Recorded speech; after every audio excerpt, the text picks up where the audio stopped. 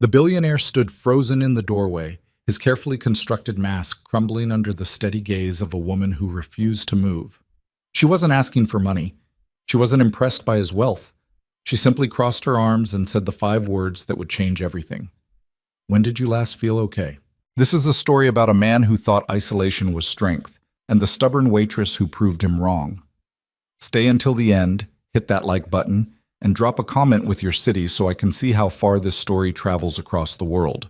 The GPS announced arrival at the same moment Ethan Cole's stomach twisted into knots he'd spent 4 hours trying to ignore.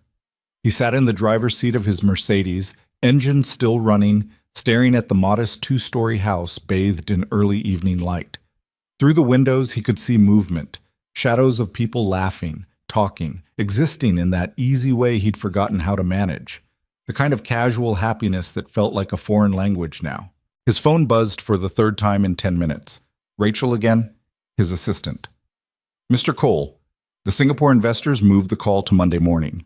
Should I confirm? He typed back a single word. Yes. Then he sat there like an idiot, hands gripping the steering wheel, trying to remember why he'd agreed to come at all. Marcus had been calling for months. His best friend since college. The guy who'd stood beside him through the chaos of building his first company, through the wedding that felt like a lifetime ago, through the divorce papers that came 2 years later. Marcus never pushed, never demanded, just left voicemails that started the same way. Hey man, we miss you. Doors always open. Ethan had deleted most of them without listening all the way through. But 3 weeks ago, Marcus had tried something different. He'd sent a photo instead. Just a picture of the old crew around a fire pit, faces lit up mid-laugh, looking exactly like the kind of people Ethan used to be before everything fell apart. And in the corner of the frame, partially hidden behind Marcus's shoulder, was a woman Ethan almost didn't recognize. Lena Hart, Marcus's younger sister. The quiet kid who used to hide behind books at family gatherings while the adults talked business and sports. Ethan remembered her as shy, soft-spoken, someone who faded into the background without trying. The woman in that photo looked nothing like the girl he remembered. She'd been caught mid-sentence, mouth open in what looked like the middle of an argument or a joke, hard to tell which. But her eyes were sharp, alert, fully present in a way that made everyone else in the photo look slightly out of focus by comparison. Marcus had written under the photo, "Lena says you're probably lying to yourself about being fine. Prove her wrong. This Saturday." That sentence had stuck in Ethan's brain like a splinter he couldn't dig out. Now here he was. 4 hours from the city, parked outside a house full of people who'd probably ask questions he didn't want to answer about a life he could barely hold together. He checked his reflection in the rearview mirror. Expensive haircut, clean shave, the kind of tailored casual that costs more than most people's rent. He looked fine, successful, put together. The reflection stared back at him like a liar. His daughter's voice echoed in his head from this morning. "Daddy, why do you always look sad when you think nobody's watching?" He told her he wasn't sad, just tired. Always tired. She'd looked at him the way only a 6-year-old could, like she knew he was full of it, but loved him anyway. Ethan killed the engine, grabbed the bottle of wine from the passenger seat that his assistant had picked out because he couldn't remember the last time he'd bought a gift that wasn't delegated to someone else. Stepped out into the cooling autumn air. The walk from the car to the front door felt longer than it should have. He could hear them inside now. Real voices, real laughter, the kind of noise that came from people who weren't performing for each other. He raised his hand to knock. The door swung open before his knuckles touched wood, and there she was. Lena Hart stood in the doorway, one hand on the frame, the other on her hip, looking at him like she'd been expecting him to run. She wore jeans worn soft at the knees and an oversized flannel shirt with the sleeves rolled up. No makeup, hair pulled back in a messy knot.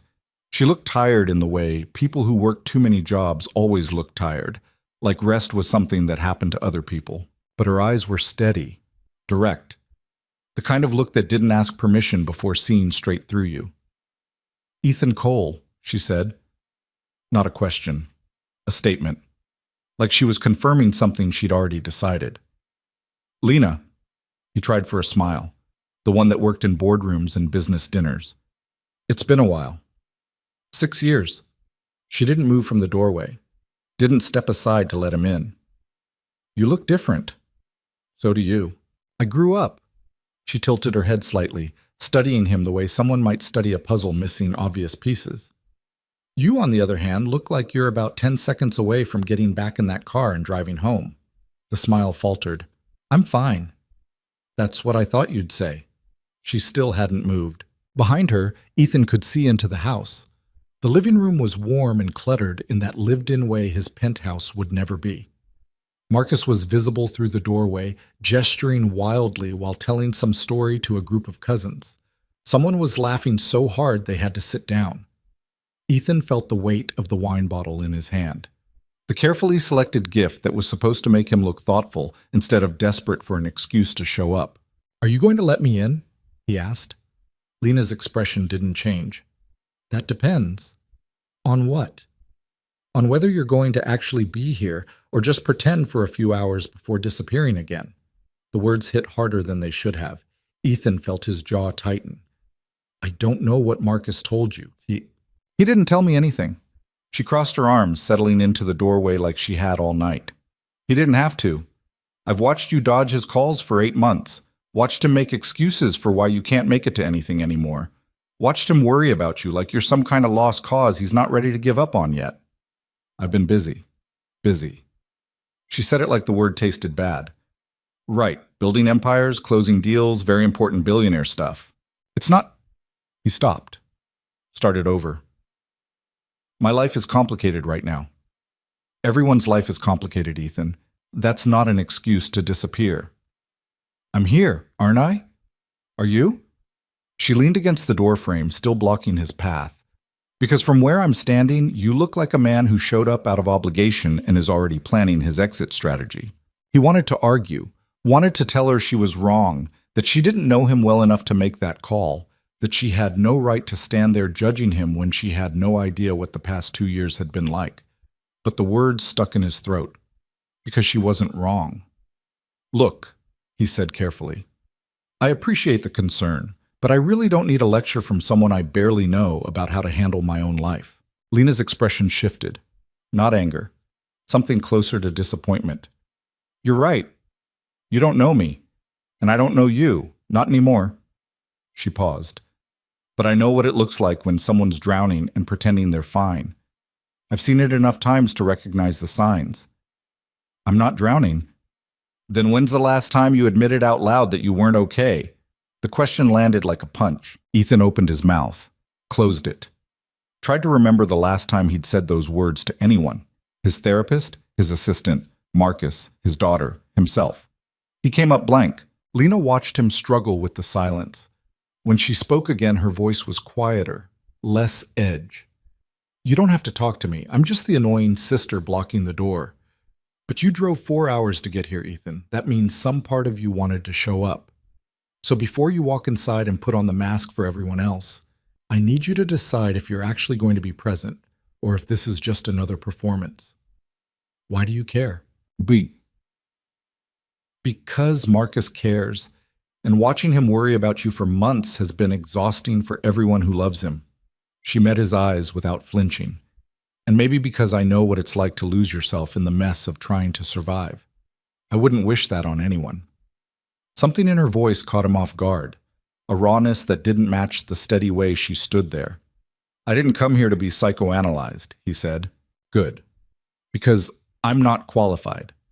She shifted her weight, still planted in the doorway. But if you walk through this door, you're walking into a house full of people who are going to welcome you back like you never left. They're not going to ask about the divorce or the business deal that fell through or why you look like you haven't slept in 6 months. They're just going to be happy you're here. How do you know about... Marcus talks when he's worried, and he's been worried about you for a long time. She looked at him without pity, just honest assessment. So here's the deal. You can come inside and actually let yourself be here, messy and tired and not okay, or you can put on the billionaire mask and fake it for 3 hours before running back to whatever hole you've been hiding in. Those are my only options? No.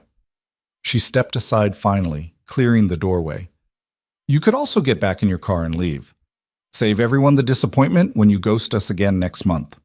Ethan stared at the now open doorway, at the warm light spilling out from inside, at the sounds of family and friends, and the kind of belonging he'd convinced himself he didn't need anymore. He looked back at Lena. "You always this blunt with strangers? Only the ones who look like they need it. And you think I needs it? I think you drove 4 hours to stand outside a house full of people who care about you, and you're still trying to decide if you're allowed to walk inside." She held his gaze. "Yeah, I think you need it." For a long moment, neither of them moved. Then Ethan did something he hadn't done in months. He told the truth. "I don't know how to do this anymore," he said quietly.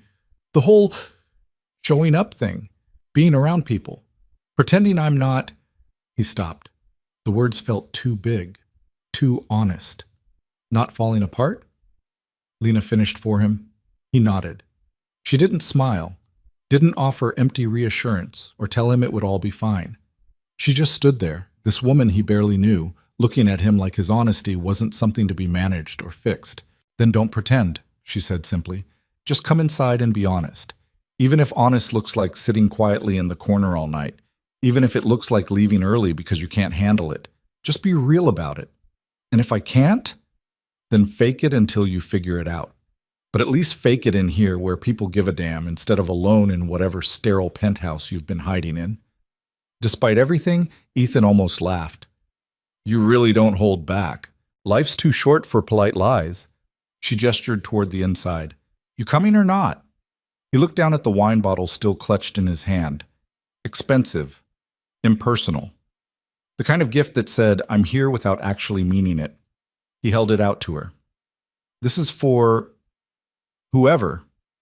Lena took it, glanced at the label, raised an eyebrow. $200 wine for a potluck dinner. Very on brand.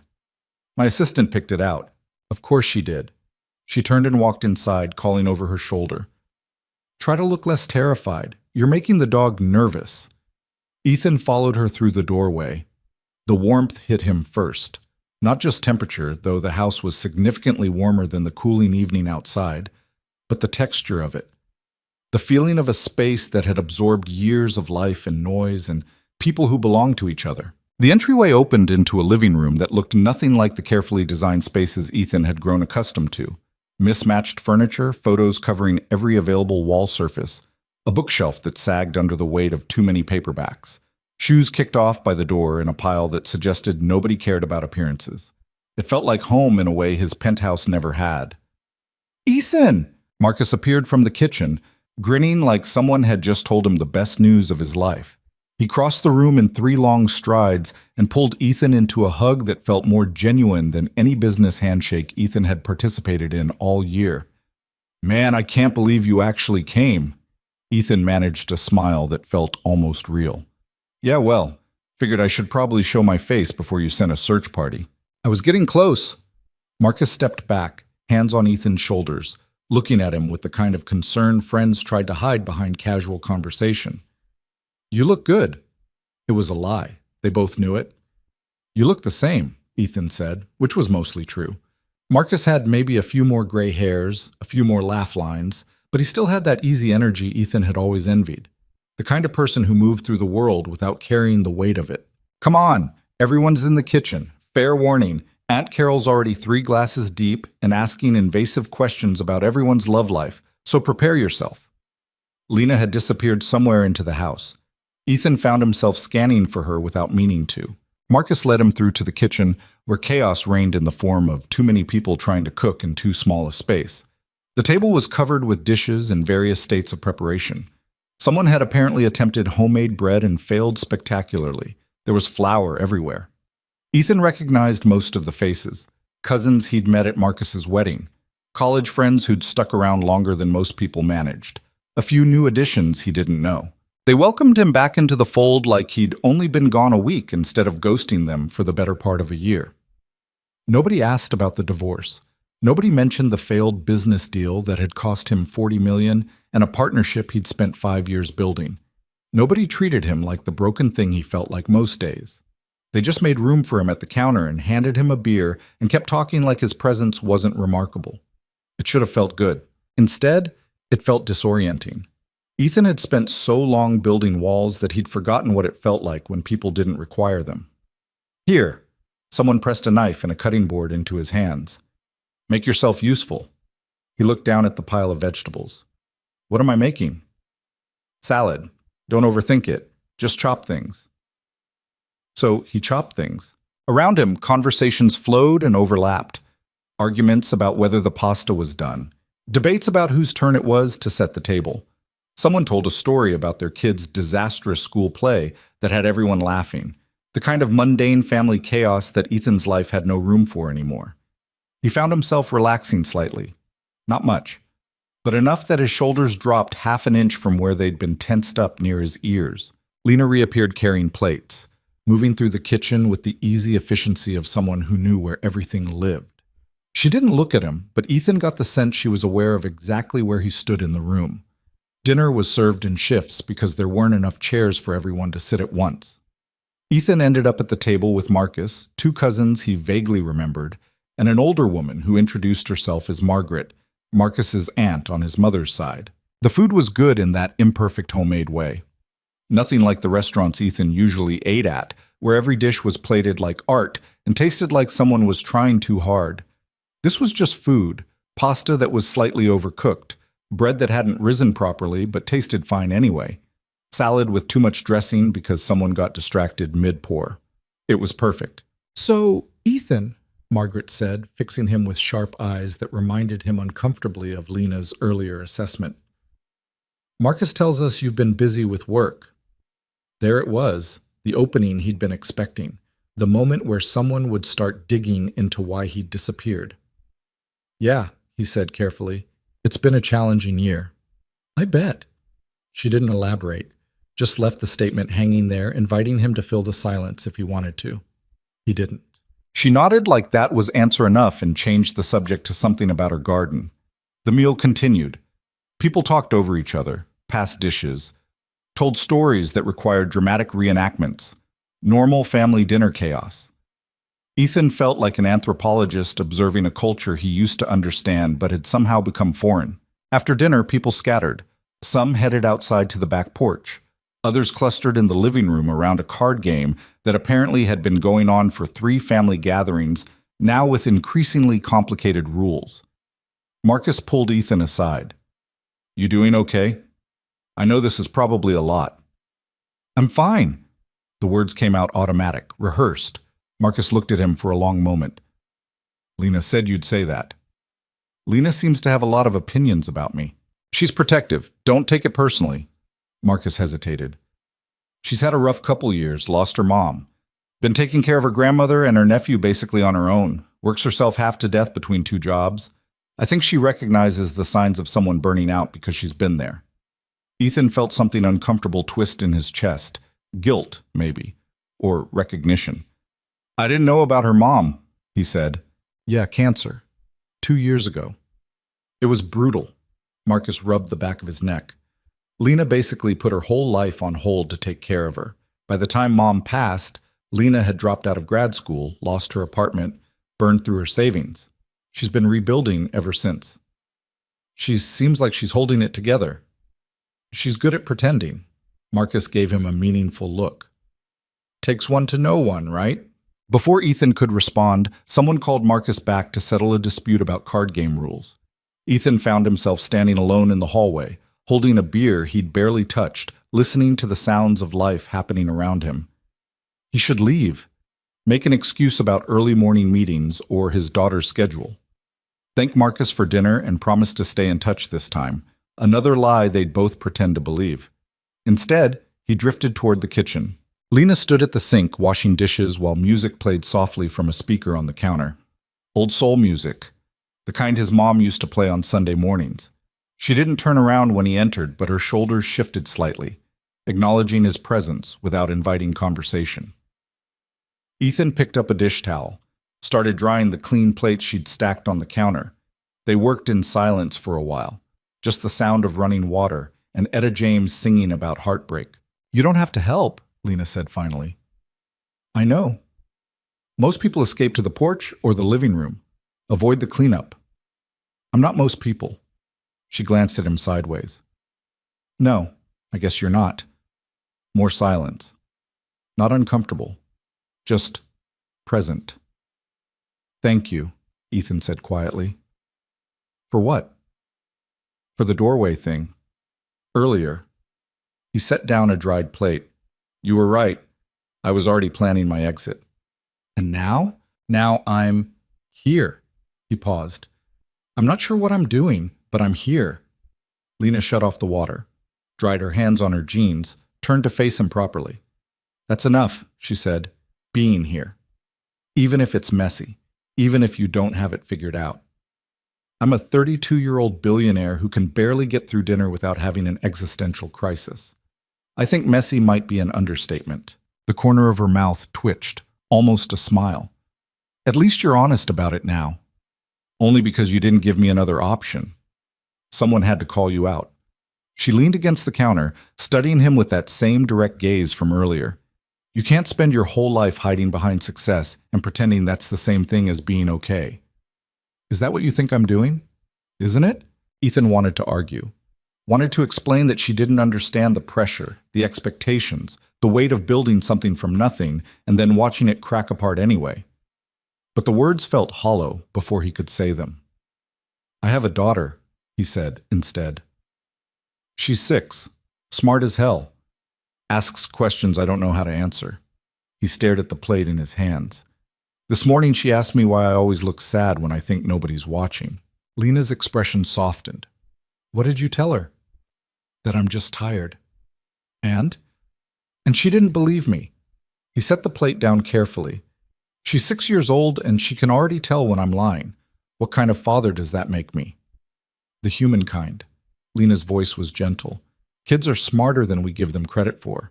She probably just wants to know you're real, that you're not just going through motions. I don't know how to be anything else anymore. The admission felt too big for the small kitchen. Too honest for a conversation with someone he barely knew. But Lena didn't flinch, didn't offer empty platitudes or try to fix him with simple advice. She just nodded. Then maybe start with small stuff. Being here tonight, washing dishes, having actual conversations instead of rehearsed ones. She paused. You don't have to figure out your whole life at once. Just the next hour. Then the one after that. That's simple? I didn't say simple. I said small. There's a difference. Ethan found himself almost smiling. You're very wise for someone who's broke and washing dishes at a family dinner. Wisdom and money rarely hang out in the same neighborhood. She grabbed another plate to dry. Besides, being broke teaches you things wealth never will, like how to actually appreciate the stuff that matters. And what matters? She gestured around the kitchen. This. People who show up. Honest conversations. The kind of belonging that doesn't come with conditions or contracts. She looked at him directly. The stuff you can't buy, build, or delegate to an assistant. The words hit harder than they should have. Before Ethan could respond, Marcus poked his head into the kitchen. Hey, we're starting a movie. You guys in? Lena looked at Ethan. You staying? He should say no. Should thank them for dinner and head back to the city. Back to his penthouse and his daughter and the carefully controlled life he'd built to keep the mess at bay. But looking at Lena's steady gaze, remembering her words from the doorway, just be present, Ethan found himself nodding. Yeah, he said.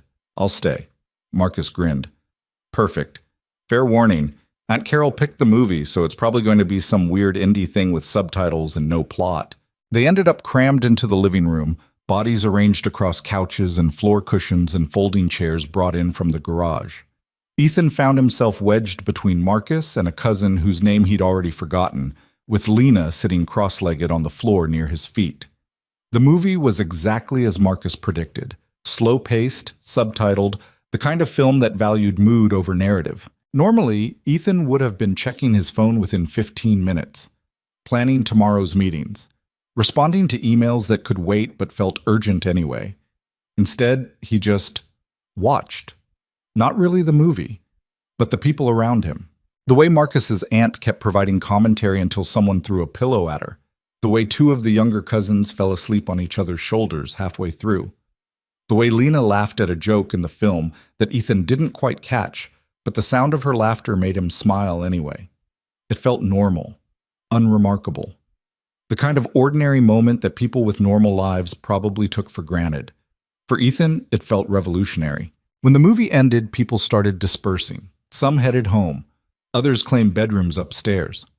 The cousins who'd fallen asleep were gently relocated to the guest room. Ethan checked his watch. Nearly 11.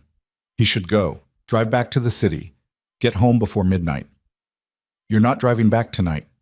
He turned to find Lena standing beside him, arms crossed, wearing that same stubborn expression from the doorway. I'm fine to drive. That's not what I said. I said you're not driving back tonight. She nodded toward the stairs. Marcus already made up the guest room. You're staying. I didn't agree to that. Good thing I'm not asking. She started gathering empty glasses from the coffee table. It's a 4-hour drive and you look exhausted. You can argue with me if you want, but I'm still going to win and we'll both waste time we could be spending sleeping. Ethan opened his mouth to protest, then closed it, because she was right. He was exhausted. The thought of driving 4 hours back to an empty penthouse felt unbearable. Fine, he said, but I'm leaving early tomorrow. Sure you are. Lena's tone suggested she didn't believe him for a second. She led him upstairs to a small guest room at the end of the hall. Clean sheets, a lamp that gave off warm light, a window overlooking the dark garden. It was simple, impersonal, nothing like the designer bedroom in his penthouse. It felt more like home than anywhere he'd slept in months. Bathrooms across the hall, Lena said from the doorway. There's towels in the cabinet if you want to shower. Try not to overthink everything tonight. Is that possible? Probably not.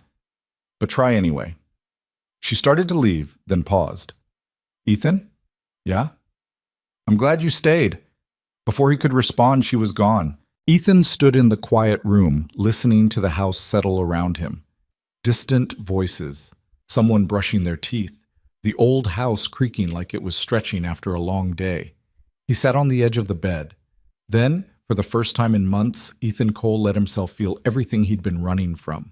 The grief of his failed marriage, the shame of the business deal that fell apart, the bone-deep exhaustion of pretending he had it all together for his daughter when he could barely hold himself together most days. The tears came quietly, without drama, just honest recognition of how lost he'd been. And in the morning, when sunlight filtered through the window and the smell of coffee drifted up from downstairs, Ethan woke up feeling something he hadn't felt in a long time. Not fixed, not healed, but maybe, possibly, like he might eventually be okay. And for now, that was enough. The smell of coffee hit him before consciousness fully returned. Ethan opened his eyes to unfamiliar surroundings. Floral curtains, morning light cutting across pale blue walls, the distant sound of voices downstairs. For a disorienting moment, he couldn't place where he was or why his body felt less tense than it had in months. Then memory settled back in. Marcus's house. The dinner. Lena blocking the doorway. He checked his phone. 7:30. 6 missed calls from his assistant. 11 emails flagged urgent. None of them were actually urgent. Ethan sat up slowly, running a hand through his hair. His suit from yesterday lay draped over a chair where he'd left it, looking expensive and out of place in the simple guest room. He'd slept in his undershirt and boxers, too exhausted to care about proper sleepwear. The house was already awake. He could hear movement downstairs, the clink of dishes, someone laughing about something. He should get dressed, thank Marcus for the hospitality, drive back to the city before traffic got bad. Instead, he sat there on the edge of the bed, staring at his phone, trying to remember why the emails felt important. A soft knock interrupted his thoughts. You awake? Lena's voice came through the door. Yeah. Decent? Define decent. The door cracked open. Lena stood there holding 2 mugs of coffee, her hair still damp from a shower, wearing the same worn jeans from last night and a different flannel. She took in his half-dressed state without comment. Coffee, she said, holding out one of the mugs. Black. Figured you for the type who drinks it straight. Good guess. He took the mug, grateful. What time do people usually leave? Depends on the people. Some already left for work. Others are still asleep. She leaned against the doorframe, sipping her own coffee. You in a rush? I should be. But you're not. He shrugged. Apparently not. Lena studied him over the rim of her mug. You look different this morning. Different how? Less like you're about to break. She said it casually, like commenting on the weather. Still tired, still caring too much, but less brittle. Ethan didn't know how to respond to that, so he focused on his coffee instead.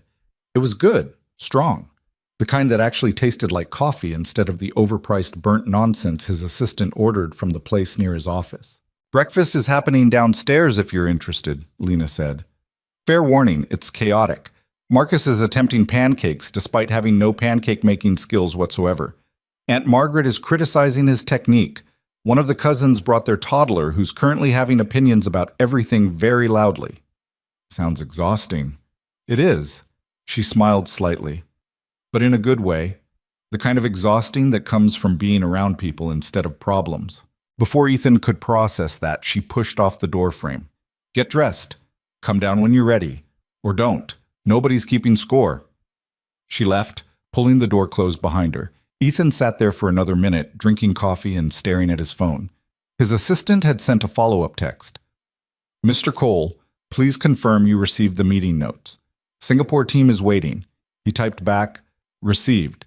Tell them we'll discuss Monday. I'm unavailable today." Then he turned off his phone completely. The act felt reckless and freeing in equal measure. Downstairs, the kitchen was exactly as chaotic as Lena had promised. Marcus stood at the stove, wearing an apron that said "Kiss the Cook" in faded letters, flipping pancakes with the concentrated focus of someone attempting surgery.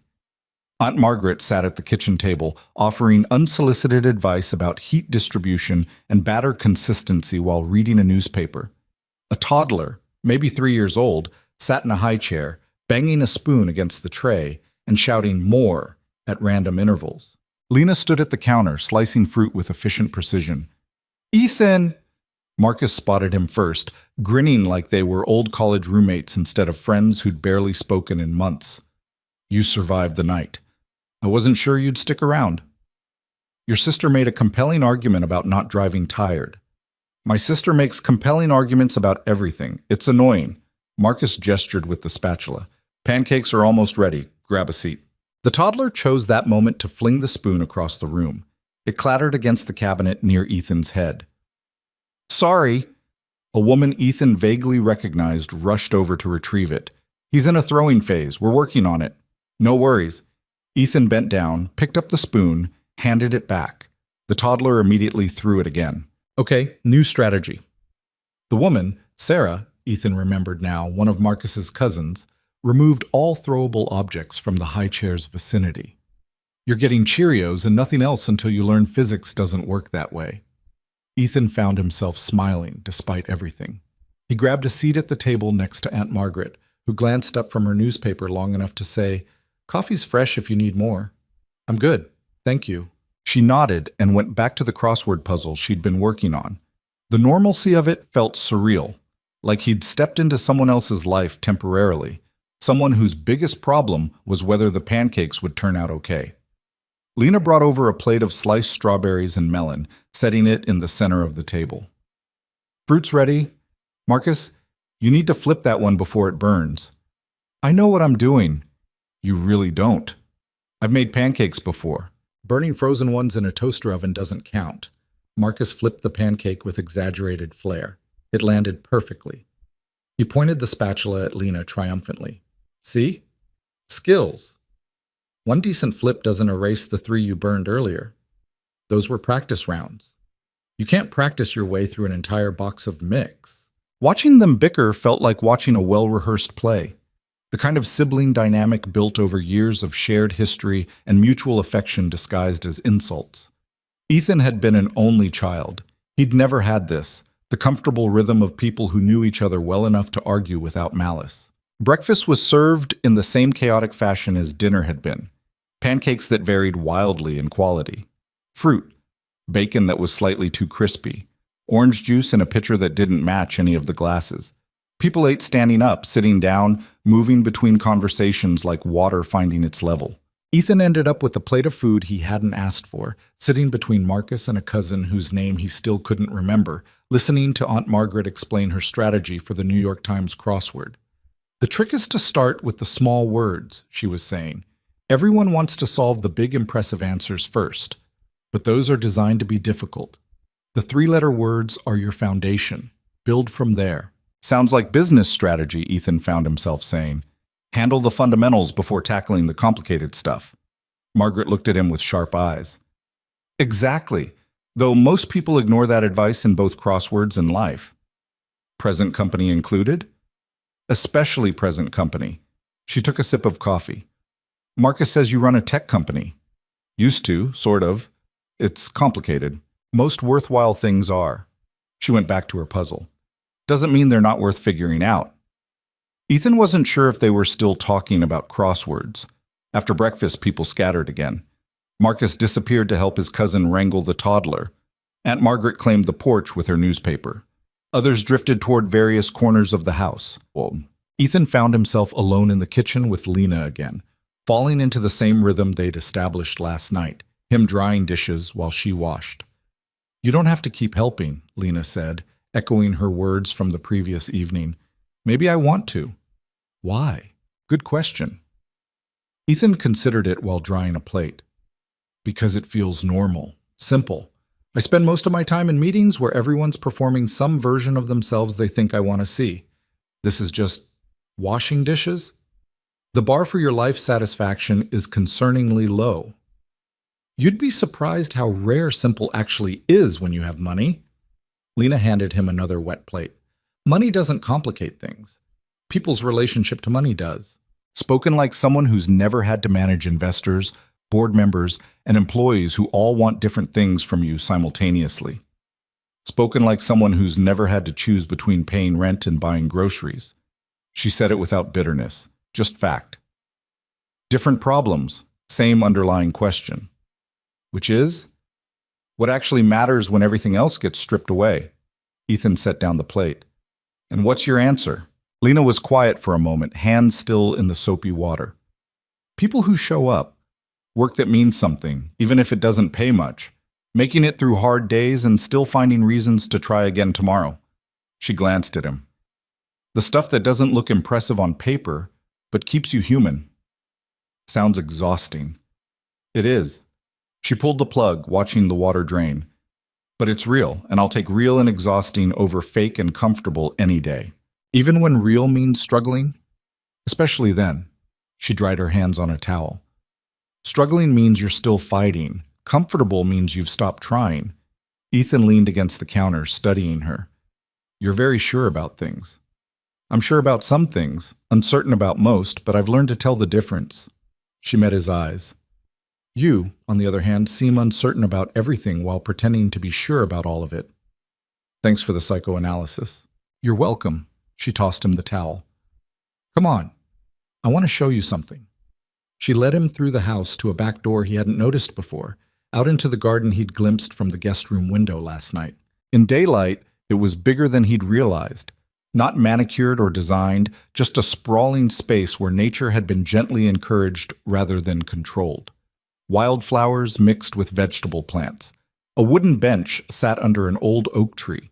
Birds moved through the branches overhead. It felt peaceful in a way Ethan's perfectly landscaped rooftop terrace never had. Marcus and I used to play out here when we were kids, Lena said, walking toward the bench. Before Mom got sick. Before everything got complicated. Ethan followed her, settling onto the bench beside her. The wood was worn smooth from years of use, warm from the morning sun. What was she like? He asked. Your mom.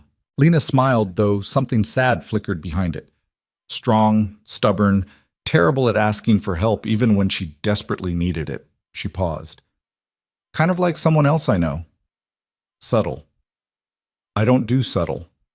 She pulled her knees up to her chest, wrapping her arms around them. She got diagnosed 2 weeks after I started grad school. Breast cancer. Stage 3. The doctor said 18 months, maybe 2 years with treatment. I'm sorry. Everyone's sorry. Sorry doesn't change anything. Lena rested her chin on her knees. I dropped out immediately, moved back home, spent the next year and a half taking care of her while she slowly stopped being herself. Ethan didn't know what to say, so he just listened. The worst part wasn't watching her die, Lena continued quietly. It was watching her fight so hard to stay alive for everyone else's sake when she was clearly ready to go. She kept pushing through treatments that made her miserable because she didn't want to disappoint us by giving up. That sounds like love. It was, but it was also exhausting. For her. For all of us. Lena looked out at the garden. Toward the end, I told her it was okay to stop fighting, that we'd be okay, that she didn't have to keep suffering just to make us feel better about losing her. What did she say? She cried. Then she thanked me. Then she stopped the treatments. Lena's voice caught slightly. She died 3 weeks later, peacefully, in her sleep, finally at rest. They sat in silence for a while. A breeze moved through the oak tree, rustling leaves overhead. "Why are you telling me this?" Ethan asked finally. Lena turned to look at him. "Because you remind me of her. The way she kept pretending everything was fine even when it clearly wasn't. The way she carried everything alone because asking for help felt like weakness." She held his gaze. The way she only admitted she was drowning when someone finally gave her permission to stop performing. Ethan felt something crack open in his chest. "I'm not dying." "No, but you're not really living either." Lena's voice was gentle. "And watching you pretend yesterday, the fake smile when you arrived, the careful answers to simple questions, the way you kept checking your phone like it was a lifeline instead of an escape route. It reminded me of every conversation I had with my mom where we both knew she was lying about being okay. That's not fair." "Probably not, but it's true." Ethan wanted to argue, wanted to explain that his situation was different, that running a company and raising a daughter alone required a certain amount of performance, that vulnerability was a luxury people in his position couldn't afford. But the words stuck in his throat. Because Lena was right. He had been performing, for months, maybe longer. "I don't know how to stop," he admitted quietly. "Stop what?" "Pretending, performing, being the version of myself everyone expects." He stared at his hands. "My ex-wife used to say I was emotionally unavailable, that I treated our marriage like a business partnership instead of a relationship. I thought she was being dramatic." "Was she?" "No, she was right. I did." Ethan rubbed his face. "I scheduled time with her like meetings, planned date nights weeks in advance and then canceled them when work got busy. Talked about our relationship in terms of goals and benchmarks like we were launching a product." "Sounds lonely." "It was. For both of us." He laughed bitterly. "The irony is, I thought I was being a good husband by providing stability and success. Turned out she just wanted me to be present, to actually talk to her instead of managing her." Lena pulled a piece of grass from between the bench slats, twisting it between her fingers. "Did you love her?" "I thought I did. But honestly, I don't know if I was capable of loving anyone back then. I was too busy building an empire to notice I was losing everything that actually mattered. And now? Now I have the empire. And a daughter who asks why I look sad. And an empty penthouse that costs $4 million but doesn't feel like home." He looked at Lena. "So yeah, great trade-off." She didn't offer sympathy or try to fix it, just sat there, holding space for his honesty. "What about you?" Ethan asked, needing to shift focus away from his own mess. "After your mom died, what happened?" "Life kept happening whether I was ready or not." Lena tossed the blade of grass aside. "My grandmother needed care. My sister had a kid she couldn't handle alone. Bills needed paying, so I got a job waitressing because it was flexible and didn't require a degree. I didn't finish. Then I got a second job because one wasn't enough." "That sounds unsustainable." "It is. But what's the alternative? Let my grandmother go into a home she can't afford? Watch my nephew grow up without stability? Give up completely?" She shook her head. "I chose survival. It's not pretty, but it's real. Don't you resent it, having to put your life on hold for everyone else?" Lena considered the question carefully. "Sometimes. Late at night when I'm too tired to sleep and too anxious about money to relax. When I see old classmates posting about their careers and travels and perfectly curated lives while I'm measuring out rice to make it last another week." She paused. "But then I remember my nephew laughing at something stupid I said, or my grandmother telling stories about her childhood, and I realize I'm getting something they'll never have. Which is? People who need me. Purpose that matters. The knowledge that my life means something beyond just my own success." She looked at him. "You can't buy that, Ethan, and you can't build it in a boardroom." He wanted to argue that his work mattered too, that building technology and creating jobs had value, that providing for his daughter was its own form of purpose. But sitting in that garden, listening to Lena describe a life built on showing up for people instead of achievements, Ethan couldn't remember the last time his work had felt meaningful beyond the numbers. "I'm tired," he said suddenly. Not physically, though he was that too, but deeper. Soul-level exhaustion. "I know. I don't know how to fix it." Maybe you don't have to fix it. Maybe you just have to acknowledge it and start making different choices. Lena stood, brushing off her jeans. "Come on. Marcus is probably wondering where we disappeared to." They walked back toward the house in comfortable silence. At the door, Lena paused. "Can I ask you something?" "Sure." "When's the last time you did something just because you wanted to?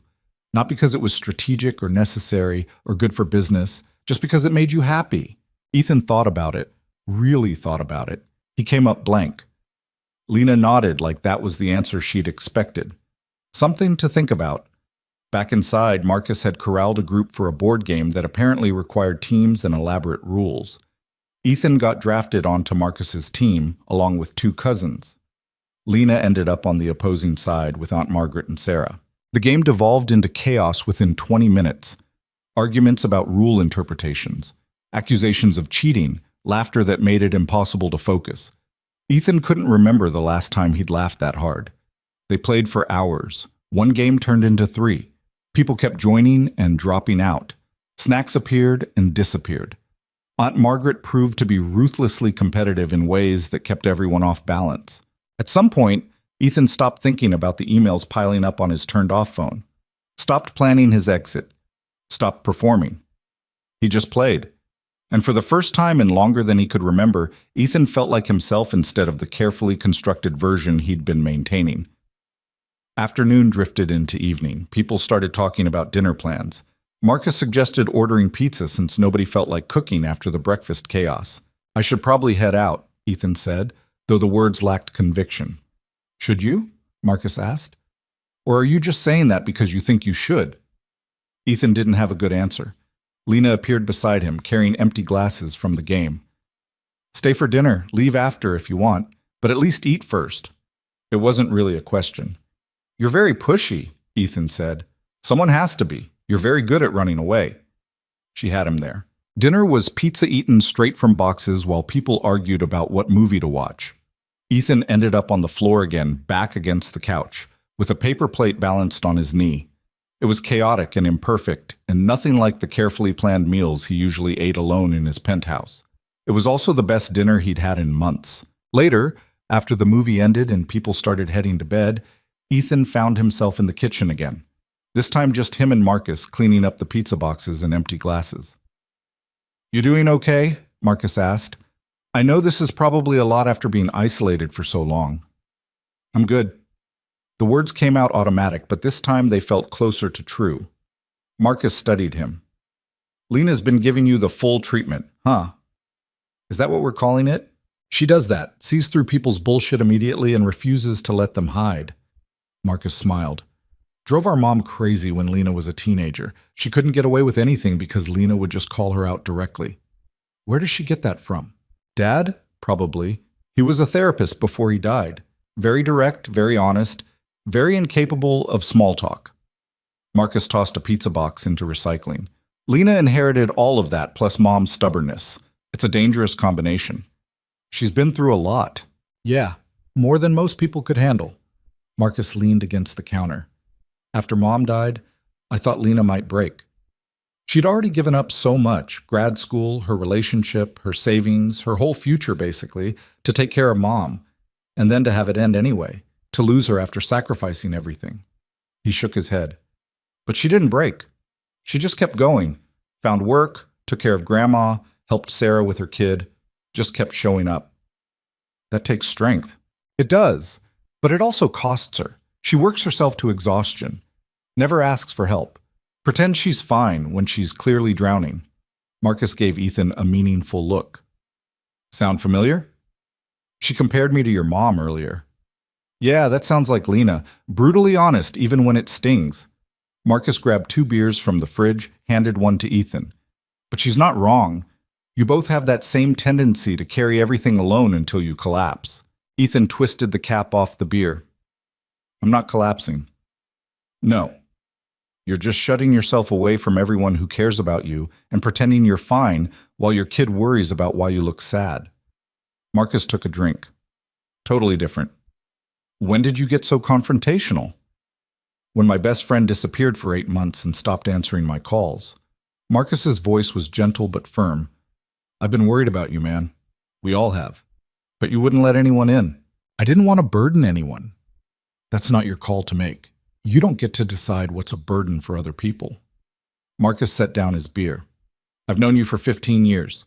We've been through everything together. College, starting businesses, relationships, breakups, all of it. You really think I'd see you struggling and consider helping you a burden? Ethan felt his throat tighten. I didn't know how to ask. You don't have to ask. You just have to not shut me out. Marcus's expression softened. That's all any of us wanted. Not to fix you or solve your problems, just to be there while you figured it out. The simplicity of it hit Ethan hard. He'd been so focused on not being weak, on handling everything alone, that he'd forgotten the people who actually cared didn't need him to be perfect. They just needed him to be honest. I'm sorry, Ethan said quietly, for disappearing, for pushing everyone away, for being too proud to admit I wasn't okay. I know, Marcus gripped his shoulder. But you're here now. That's what matters. They stood there in the kitchen, two old friends reconnecting across months of silence, and for the first time since his divorce, Ethan didn't feel completely alone. Later, lying in the guest room for the second night, Ethan turned his phone back on. The notifications flooded in immediately. 23 emails, 14 missed calls, text messages from his assistant asking increasingly urgent questions about meetings and decisions that apparently couldn't wait. He scrolled through them all, then he typed out a message to his assistant. Taking the weekend off. Push everything to Monday. I'll handle it then. He sent it before he could second-guess himself. Then he turned the phone off again and set it on the nightstand. Outside the window, he could hear the garden settling into night. Wind through the oak tree, distant sounds of the house getting ready for sleep. For the first time in months, Ethan closed his eyes without dreading tomorrow. And when sleep finally came, it was deep and dreamless and undisturbed by the constant anxiety that usually kept him tossing until dawn. In the morning, he'd face reality again. The penthouse, the business, his daughter, all the complicated pieces of his life that didn't fit together as neatly as he wanted. But tonight, in this simple guest room in his best friend's house, Ethan let himself rest. And in that rest, something started to shift. Not healing exactly. Not yet. But the beginning of understanding that maybe healing was possible after all. Sunday morning arrived with rain. Ethan woke to the sound of it drumming against the window, steady and rhythmic. The kind of rain that settled in for the day, turning the world soft and gray. He lay there listening, not reaching for his phone immediately like he usually did, just existing in the quiet space between sleep and the demands of consciousness. Someone was cooking downstairs. He could smell bacon, hear the murmur of voices, the scrape of a chair against the kitchen floor. His phone sat on the nightstand where he'd left it, still powered off. The temptation to turn it back on crept in, just to check, just to make sure nothing had collapsed in his absence. He resisted. Instead, he got up, splashed water on his face, and headed downstairs in the same clothes he'd slept in. The kitchen was quieter than the previous 2 mornings. Just Lena and Aunt Margaret moving around each other with the easy familiarity of people who'd shared this space countless times before. Coffee's fresh, Lena said without looking up from the eggs she was scrambling. Mugs are in the cabinet to your left. Ethan poured himself a cup, settled at the table across from Margaret, who was doing another crossword puzzle. Everyone else still asleep? He asked. Marcus took Sarah and the baby back to the city early this morning, Margaret said, not looking up from her puzzle. Work tomorrow. Real life calling and all that. Right, real life. You say that like it's something separate from this. Margaret glanced at him over her reading glasses. This is real life too, you know, just a different version of it. Ethan didn't have an answer for that. Lena brought over plates, eggs, bacon, toast that was slightly burned on one edge. She sat down beside him, forking eggs into her mouth like someone who'd learned to eat quickly between shifts. They ate in comfortable silence, rain continuing its steady percussion against the windows. What are your plans today? Margaret asked, setting down her pen. Heading back to the city? I should. Ethan heard how automatic the response sounded. My daughter gets back from her grandmother's this afternoon. I should be there. What time does she get back? 4. Margaret checked her watch. It's 8:30 now. 4-hour drive puts you home by 12:30. Plenty of time. I should leave earlier, beat the traffic. Or you could stay for breakfast and leave at 10. Still plenty of time. She went back to her crossword. Unless you're looking for an excuse to run. Ethan looked at Lena, who was watching him with that same steady assessment she'd given him in the doorway 2 days ago. She's right, Lena said. You've got time.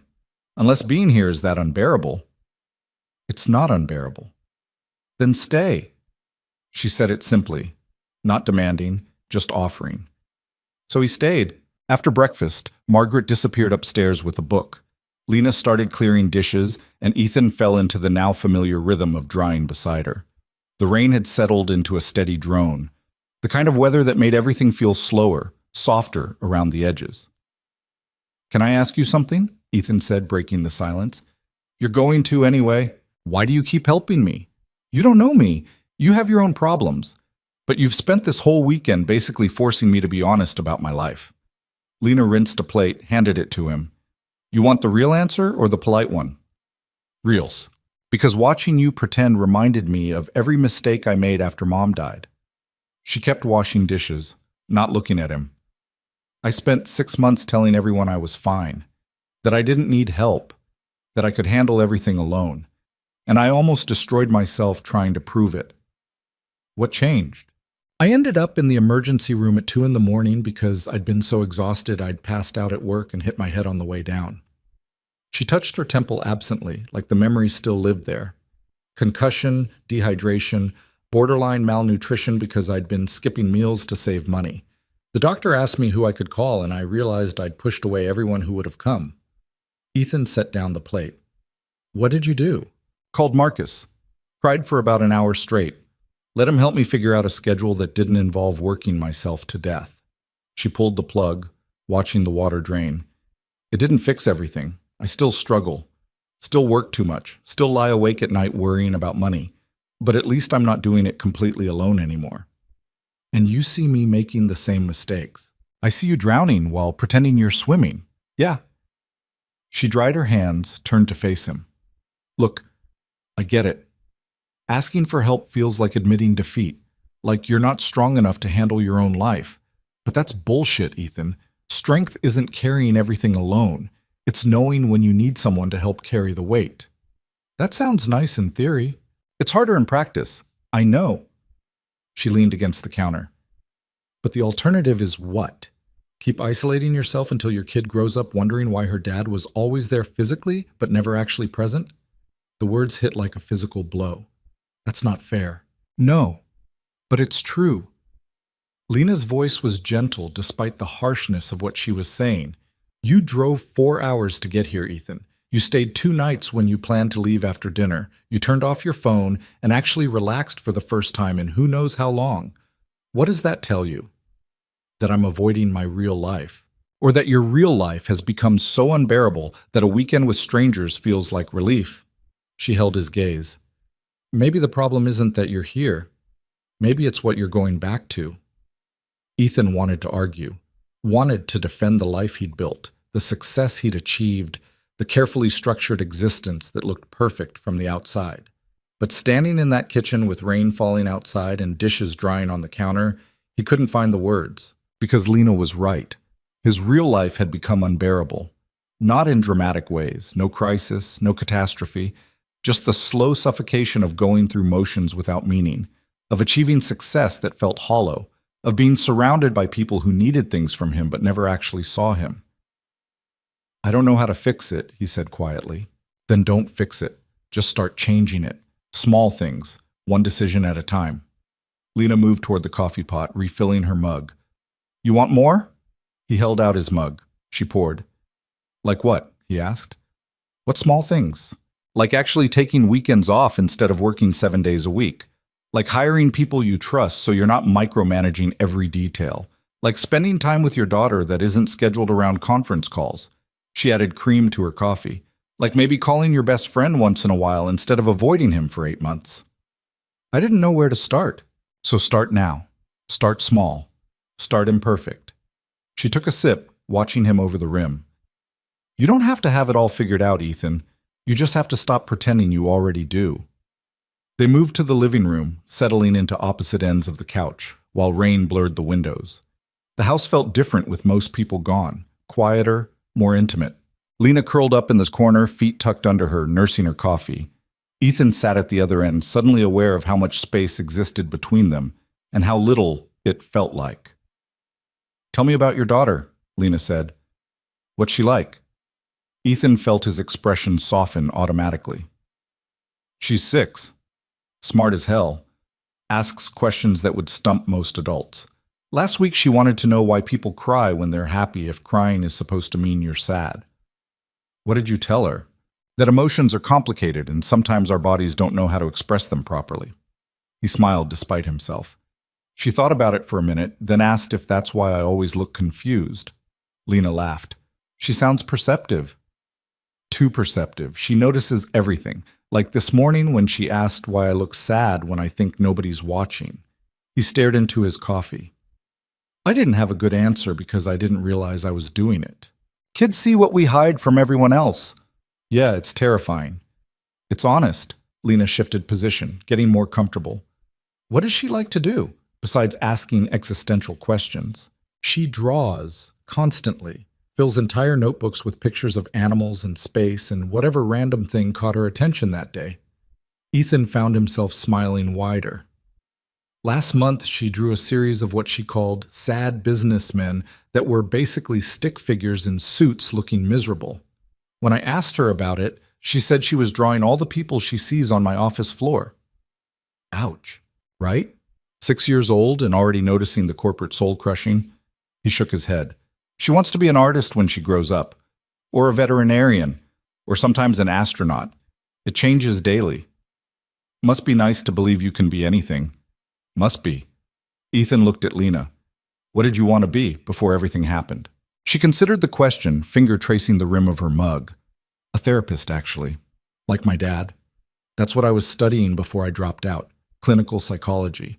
Wanted to help people work through trauma and loss and all the messy stuff that doesn't fit into neat categories. That fits. Does it? You're basically doing therapy right now, just without the degree or getting paid for it. Lena smiled. Fair point. Though I'm pretty sure actual therapists don't corner people in doorways and force them to be honest. Maybe they should. Might be more effective. They fell into silence again, but it was comfortable. The kind of quiet that didn't need filling. Outside, the rain continued. Inside, the house settled around them with creaks and sighs. I should probably go soon, Ethan said, though he made no move to stand. You've said that 6 times since yesterday. And yet here I am. Here you are. Lena set down her mug. Why is that, you think? Honestly? Always. Ethan took a breath, letting himself say something he hadn't admitted out loud yet. Because being here feels like I can breathe again. Like I'm not constantly performing or managing or trying to be 10 steps ahead of disaster. He looked at her. And because you don't treat me like a billionaire or a failure or someone who needs handling. You just treat me like a person who's struggling. Because that's what you are. Most people can't see past the money. Most people are idiots. She said it so matter-of-factly that Ethan almost laughed. Money's just a thing, Ethan. Doesn't define you any more than being broke defines me. We're both just people trying to figure out how to get through the day without completely falling apart. You make it sound simple. It is simple. People complicate it by adding all this other stuff. Status, success, what things look like from the outside. She shifted to face him more directly. But strip all that away and we're all just trying to survive while finding small moments that make survival worth it. And what are your small moments? Lena thought about it. My nephew laughing at something stupid. Coffee on mornings when I can actually sit and drink it instead of running out the door. Gardens in the rain, conversations with people who don't bullshit me. She met his eyes. This, actually. Right now. Something shifted in the air between them. Nothing dramatic, just a subtle recognition of connection. Ethan cleared his throat. I should probably actually leave soon. It's almost 10. Probably. Lena didn't move. Or you could wait until the rain lets up. Roads get slick around here when it pours like this. Is that actually true, or are you making excuses to keep me here? Can it be both? He smiled despite himself. You're very stubborn. So I've been told. She stood, stretching. Come on. If you're determined to leave, at least let me pack you some leftovers. Marcus will kill me if I let you drive 4 hours without food. In the kitchen, Lena assembled containers with the efficiency of someone who'd done this countless times. Leftover pancakes, bacon, some fruit. She packed it all into a bag and handed it to him. There. Breakfast for tomorrow so you don't skip meals like I know you probably do. I don't skip meals. When's the last time you ate breakfast that wasn't coffee and whatever your assistant grabbed you? Ethan opened his mouth, closed it. That's what I thought. She grabbed his jacket from where it had been hanging by the door for 2 days. You're terrible at taking care of yourself. And you're very opinionated about strangers' eating habits. You're not a stranger anymore. You're the stubborn billionaire I bullied into being honest for a weekend. She held out his jacket. That makes us something. Not sure what, but something. Ethan took the jacket, their fingers brushing briefly in the exchange. Thank you for all of this. For not letting me hide. Thank me by actually changing something when you get home. Don't just go back to the same patterns and pretend this weekend was a nice break from reality. I'll try. Don't try. Do. She walked him to the door. And answer Marcus's calls. He worries about you more than he lets on. I will. They stood in the doorway, the same doorway where she'd blocked his entrance 2 days ago. Now she stood aside, giving him clear passage to leave. But Ethan found himself hesitating. Can I ask you something before I go? Sure. Why do you work yourself to death for people who aren't even your responsibility? Your grandmother, your nephew. You're not obligated to sacrifice everything for them. Lena leaned against the doorframe, considering. Because they're family, because they need me, because I'd rather struggle helping people I love than be comfortable and alone. She paused. And because my mom spent her whole life teaching me that showing up for people matters more than anything else. I'm not going to dishonor that by abandoning everyone the moment it gets hard. Even when it costs you everything, especially then. That's when it means the most. She looked at him steadily. You could learn from that, you know. Showing up, being present, choosing people over convenience. I'm trying. I know. That's why I'm not giving up on you yet. Ethan smiled. Yet? I'm optimistic, not delusional. You could still run back to your penthouse and ghost everyone again. She crossed her arms. Don't prove me wrong about you, Ethan. I hate being wrong. I'll do my best. Good. He should leave. Say goodbye. Get in his car and drive back to reality. Instead, he heard himself asking, Can I have your number? Lena raised an eyebrow. You want my number? Is that weird? Little bit, yeah. But she was smiling. Why? Because I might need someone to call me on my bullshit occasionally, and you're very good at that. I am pretty good at it. She pulled out her phone. Give me yours. They exchanged numbers standing in the doorway while rain poured down outside. Don't make me regret this, Lena said, pocketing her phone. No promises. At least you're honest. Aunt Margaret appeared at the top of the stairs. You leaving, Ethan? Yeah, time to get back. Drive safe. Roads are nasty in this weather. She started down the stairs. And come back sometime, preferably before another 8 months pass. I will. See that you do. Marcus needs friends who actually show up. Lena walked him out to his car, holding an umbrella that barely kept either of them dry. The Mercedes looked absurd parked in front of the modest house, all sleek lines and expensive paint. This car costs more than my entire life, Lena observed. Probably. Does it make you happy? Ethan looked at the car, really looked at it. No, it's just a car. Then why buy it? Because I could. Because it looks successful. Because my assistant suggested it would make the right impression for client meetings. He shook his head. Stupid reasons, basically. Most expensive purchases are.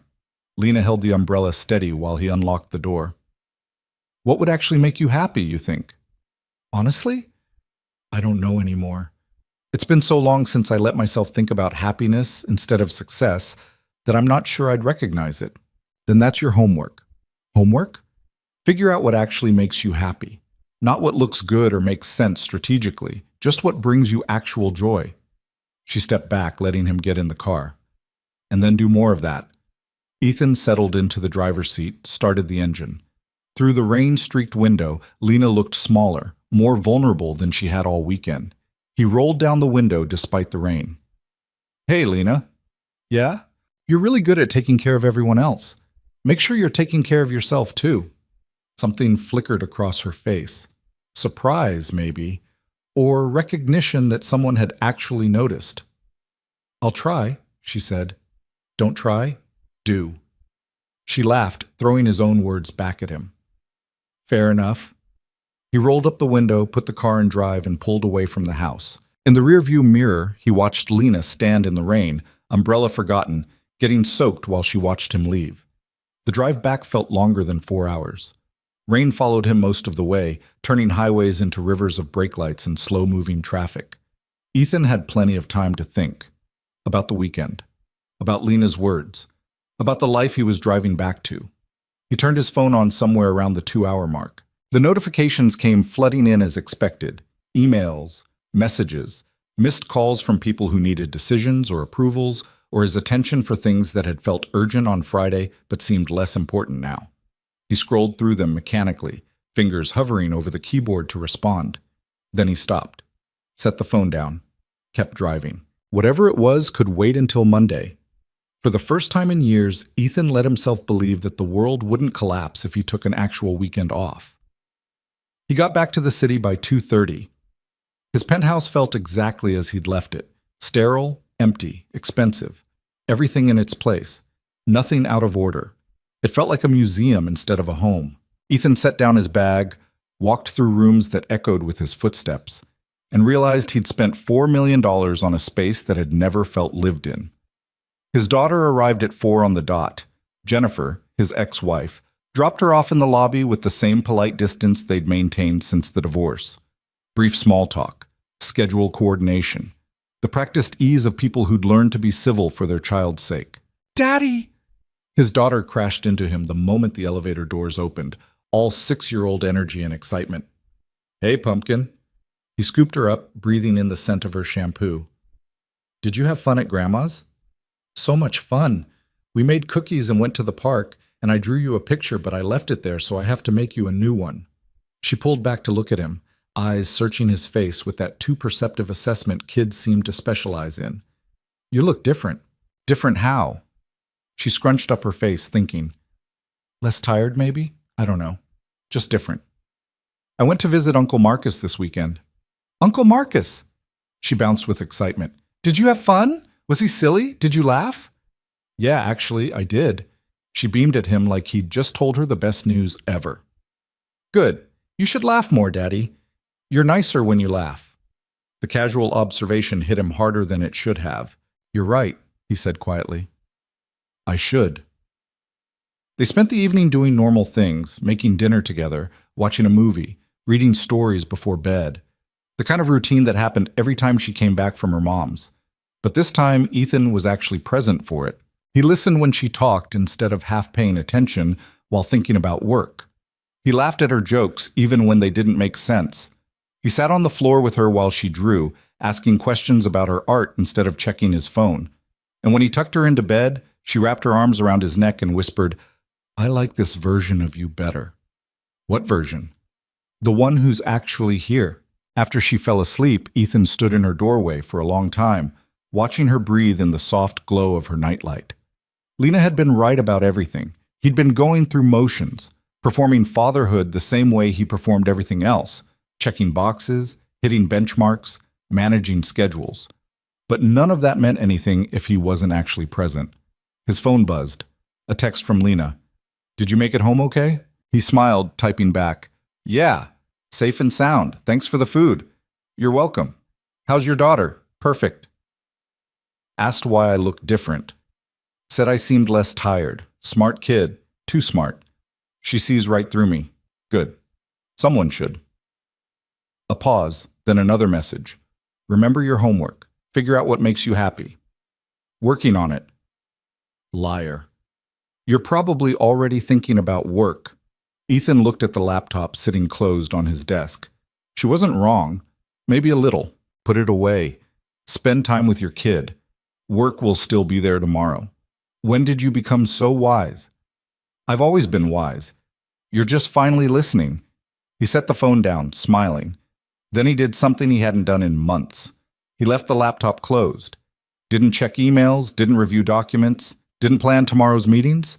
He just sat on his couch in his $4 million penthouse and let himself be still.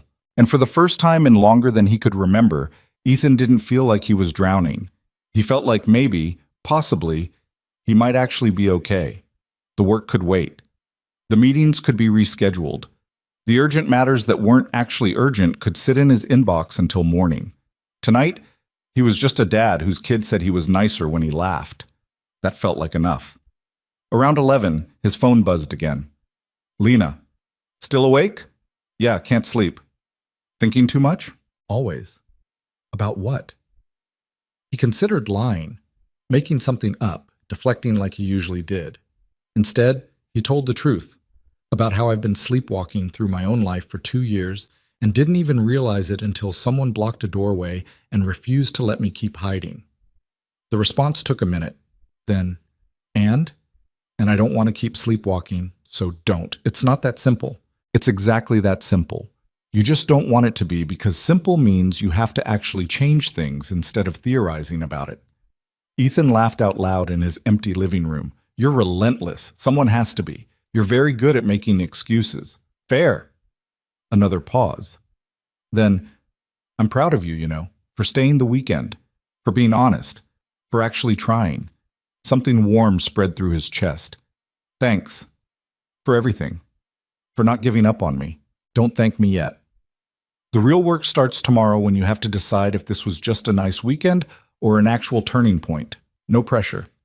All the pressure. I don't waste my time on people who aren't going to follow through. Then I guess I better follow through. You better. They said goodnight. Ethan set down his phone and sat in the quiet of his penthouse, listening to the city hum through the windows. Tomorrow he'd go back to work. Face the meetings, the decisions, the endless demands on his time and attention. But something had shifted. He couldn't go back to pretending anymore. Couldn't keep performing the role of the successful billionaire who had everything figured out when the truth was so much messier. Lena had cracked something open in him this weekend, not fixed it, just exposed it to air and light. And now that he'd seen it clearly, he couldn't unsee it. The question was what he'd do with that awareness. Ethan looked around his expensive, empty penthouse and made a decision. This had to change. Not all at once, not dramatically, but starting tomorrow, something had to be different. Because his daughter deserved a father who was actually present. And maybe, just maybe, he deserved a life that felt like living instead of surviving. Monday morning hit like cold water. Ethan woke to his alarm at 6, the same time he always did, and for a moment the weekend felt like something he'd imagined.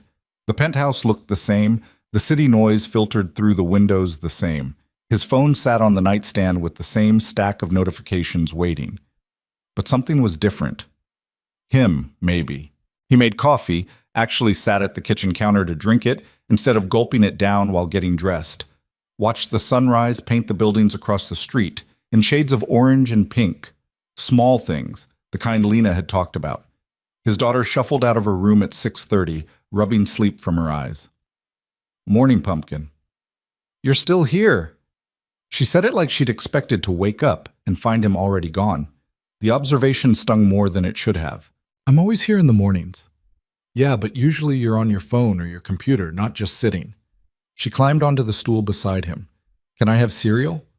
How about I make you eggs instead? She looked at him suspiciously. You never make eggs on Mondays. Maybe I should start. They ate breakfast together. Scrambled eggs that were slightly overdone, but tasted fine. His daughter talked about the drawing she wanted to make later, something involving dragons and castles. Ethan listened, asked questions, didn't check his phone once. When he dropped her at school, she hugged him longer than usual. You're different, Daddy. In a good way? She considered it seriously. I think so, but I don't know yet. Fair enough. At the office, his assistant Rachel met him at the elevator looking stressed. Mr. Cole, thank goodness. The Singapore investors have been calling non-stop. They want to reschedule the call for this afternoon, and legal needs your signature on the Matthews contract. and there's a situation with the development team that requires your immediate attention. Ethan felt the familiar weight settle back onto his shoulders. The pull of urgency, the demand to fix everything immediately. Schedule Singapore for Wednesday, he heard himself say. I'll review the Matthews contract this afternoon, and whatever's happening with development, tell them to handle it internally unless the building's on fire. Rachel blinked. I'm sorry? Which part confused you? All of it? You always take investor calls immediately, and you never tell teams to handle things internally. Well, I'm doing it differently now. He walked toward his office. Also, clear my schedule Friday afternoon. I'm leaving at 3. You have the quarterly review at 4. Move it. Mr. Cole? Rachel. He stopped, turned to face her. I appreciate your concern, but I'm making some changes. The world won't end if I'm not available every second of every day. She looked at him like he'd grown a second head. Are you feeling okay? Honestly? Better than I have in months. He smiled. Just trust me on this. The morning passed in the usual blur of meetings and decisions, but Ethan found himself pushing back on things he would have automatically agreed to before, delegating more, questioning whether everything actually required his immediate attention or if people just assumed it did. Around 11, his phone buzzed. A text from Lena. How's day 1 of the new Ethan going? He smiled, stepping out of a meeting to respond. Weird. My assistant thinks I've lost my mind. Good. Means you're doing something different. Is different always good? Not always, but in your case, yeah. Your old normal was killing you slowly, dramatic, accurate. He was about to respond when another message came through. Don't let the pressure pull you back into old patterns. Remember what actually matters. Yes, ma'am. I'm not kidding, Ethan. It's really easy to slip back. I've done it 100 times. I know, I'm trying. Try harder. He laughed out loud in the hallway, earning strange looks from passing employees. Lunch was supposed to be a working meal with the product team. Instead, Ethan canceled it and walked to a deli 3 blocks away. Ate a sandwich on a bench in a small park, watching people live their lives. It felt revolutionary and slightly ridiculous at the same time. His phone rang. Marcus. Hey man, just checking in. How was the drive back? Long but fine. Traffic was terrible. Lena said you guys talked Sunday morning. We did. She's very... Ethan searched for the right word. Persistent. Marcus laughed. That's one way to put it. She texted me last night asking if I thought you'd actually follow through or just go back to hiding. What did you tell her? That I hoped you'd follow through but wouldn't bet money on it. A pause. Prove me wrong, man. Actually change something. I'm working on it. I know you are. I can hear it in your voice. You sound less... Marcus trailed off. Less what? Less dead inside. Ethan winced. Was I that bad? Honestly? Yeah. You were going through motions. Every conversation felt rehearsed. Every answer felt like something your PR team had prepared. Marcus's voice softened. It was like talking to a really convincing replica of my best friend instead of the actual person. I didn't realize. I know. That was part of the problem. They talked for another 10 minutes about nothing important, just normal conversation between friends. It felt good. Normal. The kind of thing Ethan used to do before he'd convinced himself every minute needed to be productive. Back at the office, he actually looked at the Matthews contract instead of just signing it. Found 3 clauses that didn't sit right. Sent it back to legal with notes. Rachel looked at him like he'd started speaking a foreign language. You always sign these immediately. Maybe I shouldn't have been. But the other party is waiting. Then they can wait a little longer while we make sure this is actually in our best interest. Ethan looked up from his computer. When did we start prioritizing speed over accuracy? Rachel didn't have an answer for that. The afternoon brought the kind of crisis that would normally have consumed his entire evening. A key developer quit unexpectedly, threatening to derail a major project. The team wanted Ethan to personally convince him to stay, throw more money at the problem, do whatever it took. Instead, Ethan spent 15 minutes on the phone with the developer, actually listening to why he was leaving. Burnout. Lack of work-life balance. Feeling like just another cog in a machine that didn't care about him as a person. The irony wasn't lost on Ethan. I get it, he told the developer. And I'm not going to try to convince you to stay if this place is burning you out. That's not fair to you. The developer sounded surprised. Really? Really? But I would like to understand what we could have done differently. Not to change your mind, just so we don't keep losing good people for the same reasons. They talked for another 20 minutes. Honest conversation about company culture, expectations, the relentless pace that ground people down. By the end, the developer agreed to stay on for 2 more weeks to help transition his projects, and promised to send Ethan detailed notes about what needed to change. "Thank you for actually listening," the developer said. "Most executives just throw money at problems without addressing the actual issues." After the call, Ethan sat at his desk thinking about how many problems he'd tried to solve with money or pressure instead of actually listening to what people needed. His phone buzzed. "Lena again. Have you figured out what makes you happy yet?" "Still working on it." "That's not an answer. I know.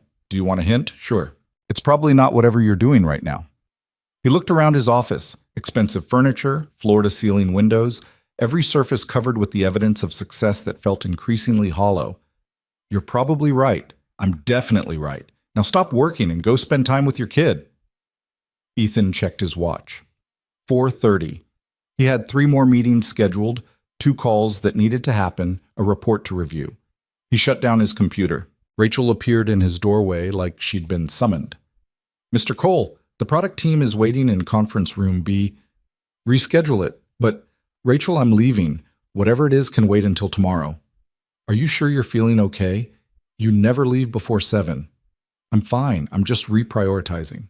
He grabbed his jacket. "And going forward, don't schedule me for anything after 4 on days I have my daughter. Family time is not optional anymore." He left her standing there, looking confused and possibly concerned for his mental health. His daughter's face when he showed up at school pickup on time, early even, was worth every rescheduled meeting. "Daddy, you're here!" "Where else would I be? Usually Mrs. Chen picks me up and you're at work." Another small knife to the heart. "Not today. Today we're going to do something fun." "Like what?"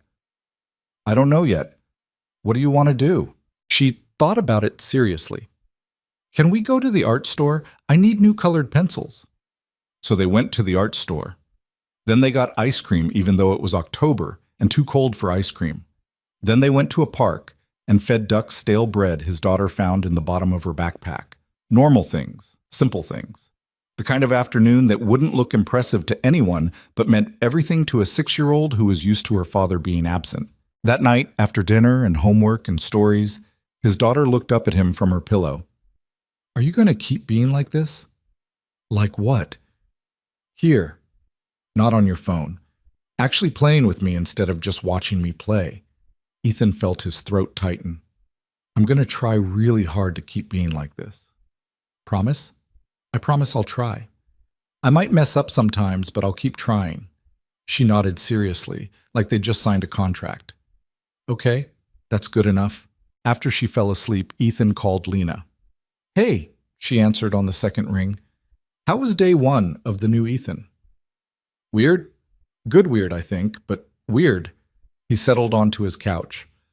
"My assistant thinks I'm having a breakdown. My product team doesn't know how to handle me actually delegating, and I left work at 4:30.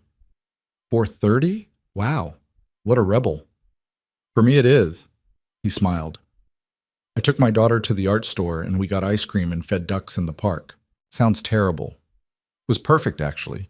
His voice caught slightly. "She asked if I was going to keep being like this, being present, actually showing up." "What did you tell her?" "That I'd try. That I might mess up, but I'd keep trying." Lena was quiet for a moment. "That's all anyone can do, Ethan. Try. Mess up. Keep trying anyway." "You make it sound simple." "It's not simple, it's just honest." He heard her moving around, the sound of dishes clinking. "But here's the thing. Trying today doesn't mean anything if you give up tomorrow. This isn't a weekend experiment. It's a complete restructuring of how you live." "I know."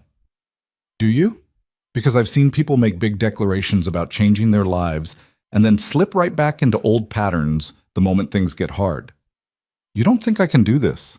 I think you want to do this. But wanting isn't the same as doing." Her voice was gentle but firm. "Change is uncomfortable, Ethan. It means disappointing people who are used to you being available all the time.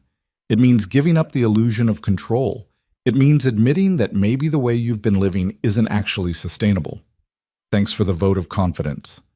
I'm not trying to discourage you. I'm trying to prepare you for how hard this is going to be. She paused. People are going to push back. Your assistant, your team, your investors, they're all going to resist these changes because it makes their lives less convenient. And the temptation to just go back to being who they want you to be is going to be strong. So what do I do? You remember why you're doing this. You think about your daughter asking if you're going to keep showing up. You remember how exhausted you were before you let yourself rest. Her voice softened. And when it gets really hard, you call someone who will remind you that you deserve a life that doesn't require constant performance. Someone like you? Someone like me, or Marcus, or anyone who actually cares about you as a person instead of what you can provide. They talked for another hour about nothing and everything: work stress, parenting challenges, Lena's ongoing struggle to make rent while taking care of her family. Normal conversation between two people getting to know each other. It felt easy in a way Ethan's conversations rarely did. I should let you go, Lena said eventually. You have work tomorrow, and I have an early shift. What time? 5 a.m. at the diner, then I'm at the bar from 2 to 10. That's a 17-hour day. Yeah, well, bills don't pay themselves. Lena, don't. I know what you're going to say, and I don't want your money. I wasn't going to offer money. I was going to say that sounds exhausting, and I'm sorry you have to work that hard. Silence. Then, oh, not everyone who has money is trying to solve problems by throwing cash at them. Sorry, I'm defensive about that. She sighed. I've had too many people try to help in ways that felt more like pity than actual support. I get it. He paused. But for the record, if you ever actually need something, I hope you'd let me know. I'll keep that in mind. Her voice was softer. Good night, Ethan. Good night. The week continued in the same vein, small changes that added up to something bigger. Leaving work on time, actually taking lunch breaks, spending mornings with his daughter instead of on his laptop, delegating tasks he would have handled himself before. It was uncomfortable. People pushed back exactly like Lena had predicted. By Thursday, Rachel had scheduled an actual meeting to discuss his changed behavior patterns and how they're affecting team productivity. Ethan almost laughed. Rachel, I appreciate the concern, but taking reasonable breaks and leaving at normal hours isn't changed behavior. It's called having boundaries. But Mr. Cole, you've always been available, and that was unsustainable. I was burning out and didn't even realize it. He looked at her seriously. I need you to adjust expectations. I'm not going to be available 24/7 anymore. That doesn't mean I'm not committed to the company. It means I'm committed to not destroying myself in the process of running it. She looked uncomfortable. The investors aren't going to like this. The investors can adjust. If they have a problem with me maintaining basic work-life balance, maybe we need different investors. Are you sure about this? More sure than I've been about anything in years. Friday afternoon at 3, he kept his promise to himself and left the office. Rachel looked pained.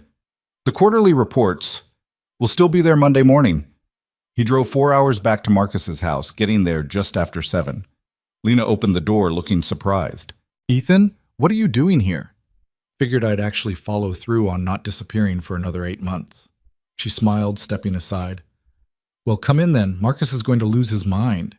Marcus did, in fact, lose his mind. In a good way. Man, I did not think you'd actually come back this soon. Told you I was trying to change. They had dinner, just the 3 of them this time, since it wasn't a planned gathering. Takeout Chinese food eaten straight from containers while sitting around the kitchen table. It felt more like home than Ethan's penthouse ever had. So how's the first week of the new Ethan been? Marcus asked. Uncomfortable. My assistant thinks I'm having a crisis. My team doesn't know what to do with me setting boundaries. I've probably pissed off half my investors. Ethan shrugged. But I picked my daughter up from school every day. Had actual conversations instead of scheduled check-ins. Left work at reasonable hours. And? Lena prompted. And it feels like I'm learning how to breathe again. Good. She reached across the table, squeezed his hand briefly. Keep breathing. They stayed up late talking, the 3 of them swapping stories and laughing at stupid jokes. At some point, Marcus fell asleep on the couch, mid-conversation. Lena threw a blanket over him. He always does this. gets comfortable, and just passes out. Should we wake him? Nah, let him sleep. She gestured toward the kitchen.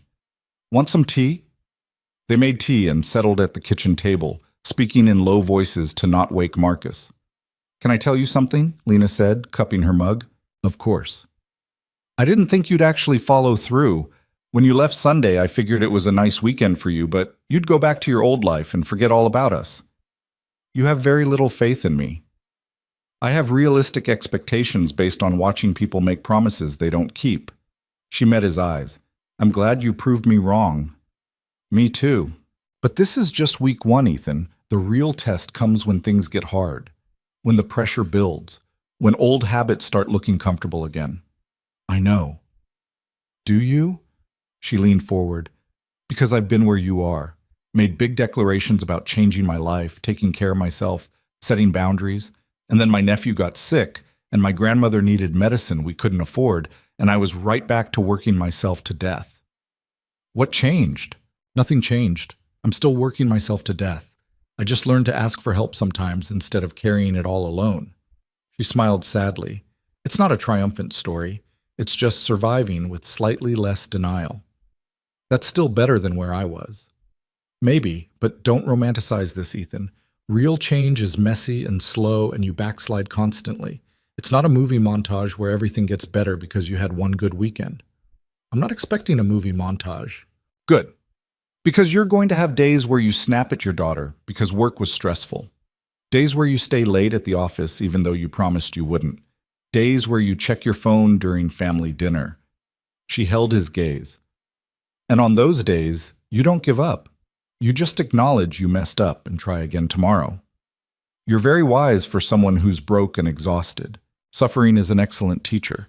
She took a sip of tea. I just don't want you to crash and burn when reality hits and you realize sustainable change is harder than weekend inspiration. Then help me not crash and burn. How? Keep calling me on my bullshit. Keep reminding me what actually matters. Keep being honest even when it's uncomfortable. He reached across the table, taking her hand. You're really good at that. Lena looked at their joined hands, then back at his face. Something shifted in her expression. Softness mixed with caution.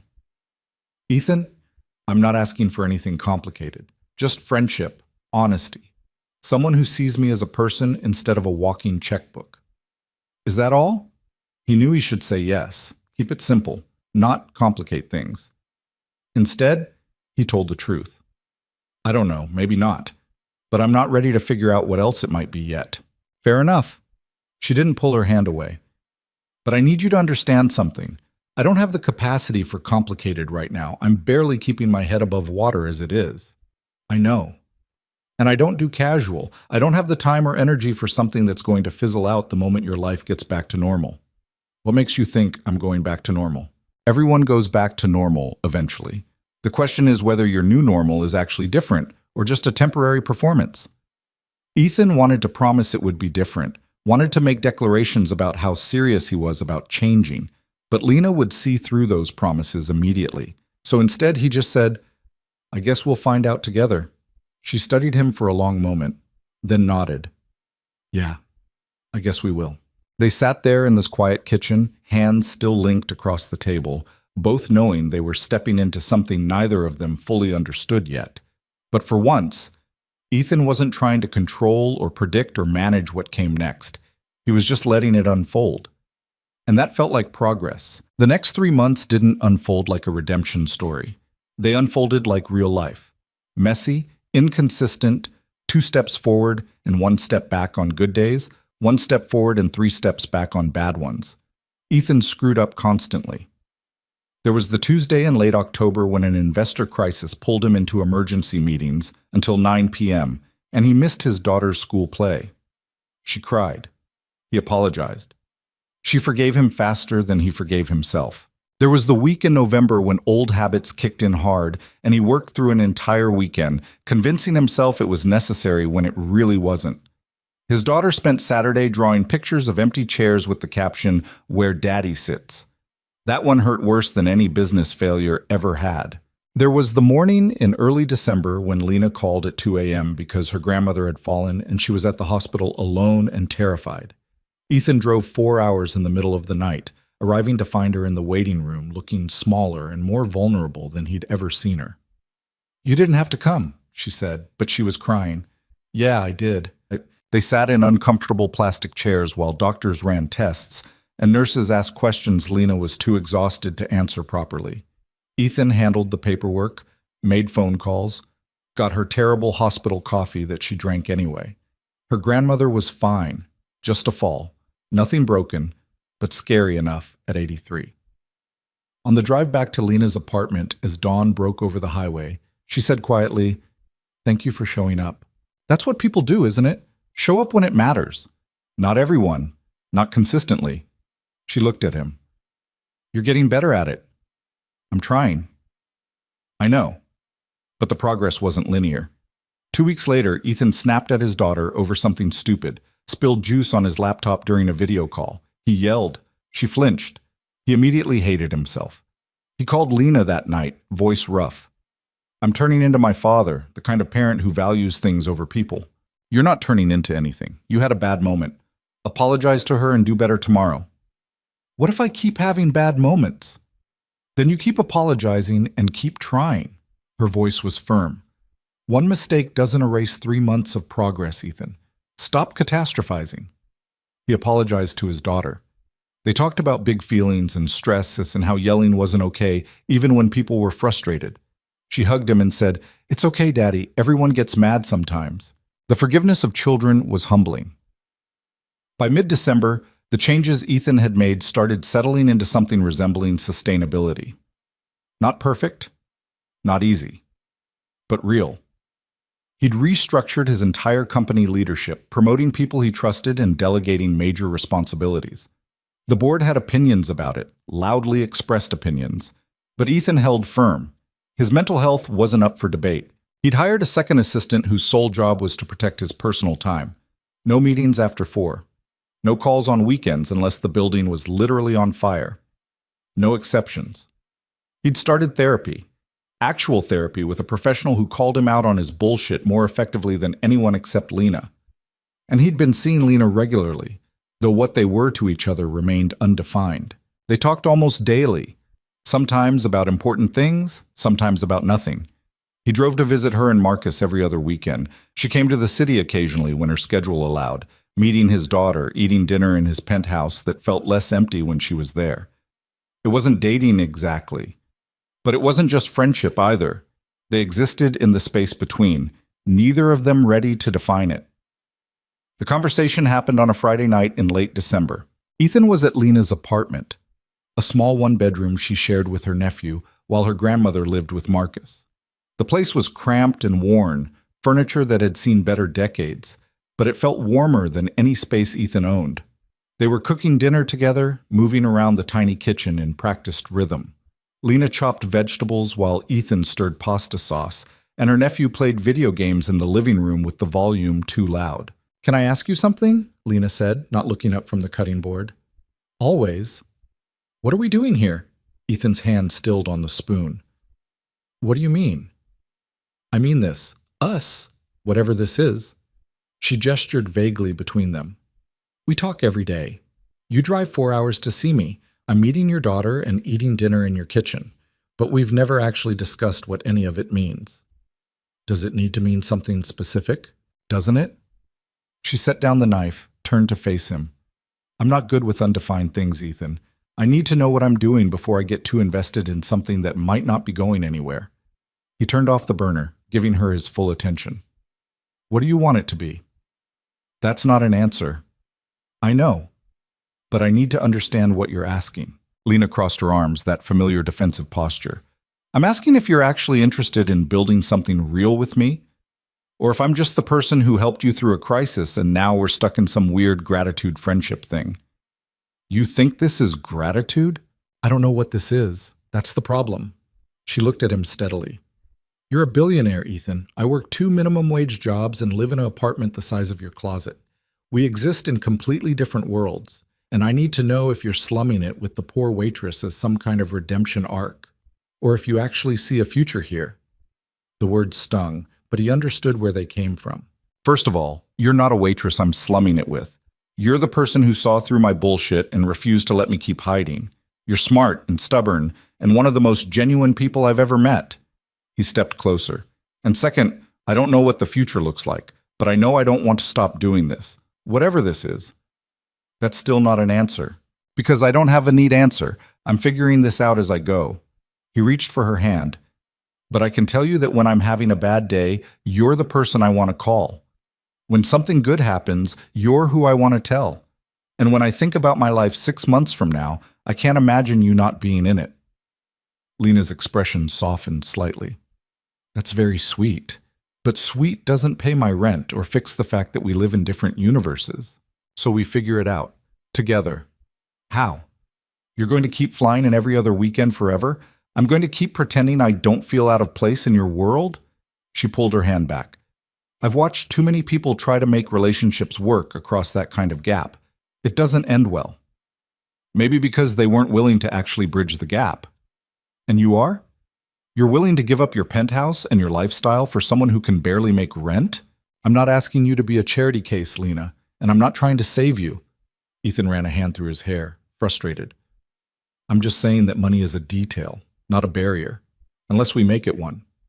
Money is never just a detail when one person has billions and the other is rationing groceries.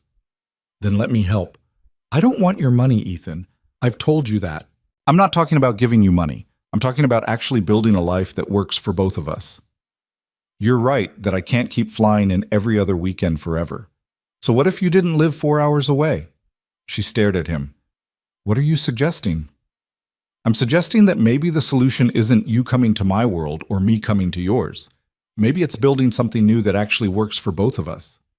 That sounds nice in theory. Then help me make it work in practice. He stepped closer again, not touching her, but close enough that she had to look up to meet his eyes. I'm not good at this, Lena. I don't know how to do relationships that aren't transactional, but I'm trying to learn, and you're the person I want to learn with. She searched his face for a long moment. Why me? Because you're real. Because you don't want anything from me except honesty. Because when I'm with you, I don't feel like I'm performing some role. He smiled slightly. And because you blocked a doorway and refused to let me keep lying to myself. That was one time. It was enough. Her nephew shouted something from the living room about beating a level. The pasta water started boiling over. The moment broke. Lena moved to turn down the heat. We should finish cooking before we burn down my apartment. Lena, I'm not saying no. I'm saying I need to think about it. She looked at him over her shoulder. This is my life, Ethan. My nephew depends on me. My grandmother needs me. I can't just uproot everything on a maybe. I know. And I need to know you're serious. That this isn't just some phase where you're rebelling against your old life and I'm convenient. You're not convenient. You're the least convenient person I've ever met. You challenge everything and make me uncomfortable and force me to be honest when I'd rather hide. He moved beside her, taking over stirring the sauce. But you also make me feel like maybe I can actually be myself instead of the version everyone expects. And that's worth more than convenience. She didn't respond immediately, just stood there watching him cook in her tiny kitchen. Finally, she said, "The pasta's ready." They had dinner with her nephew, who talked non-stop about his video game achievements and completely missed the tension between the adults. After he went to bed, Lena and Ethan cleaned up the kitchen in silence that felt heavier than before. I should probably head back to the city, Ethan said, drying the last plate. Yeah. He waited for her to say something else. She didn't. At the door, he turned back. I meant what I said earlier, about wanting to figure this out together. I know you did. Lena leaned against the doorframe, arms crossed. But wanting isn't the same as doing, and I need to see the doing before I risk everything on wanting. Fair enough. He drove back to the city with her words echoing in his head. The next week passed in the blur of holiday preparations. His daughter was with her mother for Christmas, which left Ethan alone in his penthouse with too much time to think. He thought about Lena's question, what were they doing? He thought about her life, the constant work, the financial stress, the responsibility of caring for family while barely able to care for herself. He thought about his own life, the money that solved every practical problem while creating emotional ones, the space that felt empty despite being full of expensive things. And he thought about what it would actually mean to bridge that gap. On Christmas Eve, he made a decision. The next morning, he called his real estate agent. By New Year's, he'd put his penthouse on the market. His assistant thought he'd lost his mind. His financial advisor questioned his judgment. His ex-wife asked if he was having some kind of breakdown. "I'm not having a breakdown," he told Jennifer during their daughter's handoff. "I'm just realizing that a $4 million apartment doesn't make me happy." "And what does make you happy?" He thought about Lena's cramped kitchen, Marcus's cluttered house, his daughter's laugh when he actually paid attention to her stories. "Smaller things," he said. "Cheaper things, real things." Jennifer studied him. "You do seem different. Lighter, maybe." "I'm working on it." "Good." She smiled, the first genuine smile she'd given him since before the divorce. "Our daughter deserves a dad who's actually present. I'm glad you're figuring that out." He started looking at houses in the suburbs. Not mansions, just normal houses with yards where his daughter could play, and extra bedrooms for when she had friends over. The kind of place that felt like a home instead of a showcase. His realtor was baffled. "Mr. Cole, with your budget, you could have something spectacular. Why are you looking at 3-bedroom colonials?"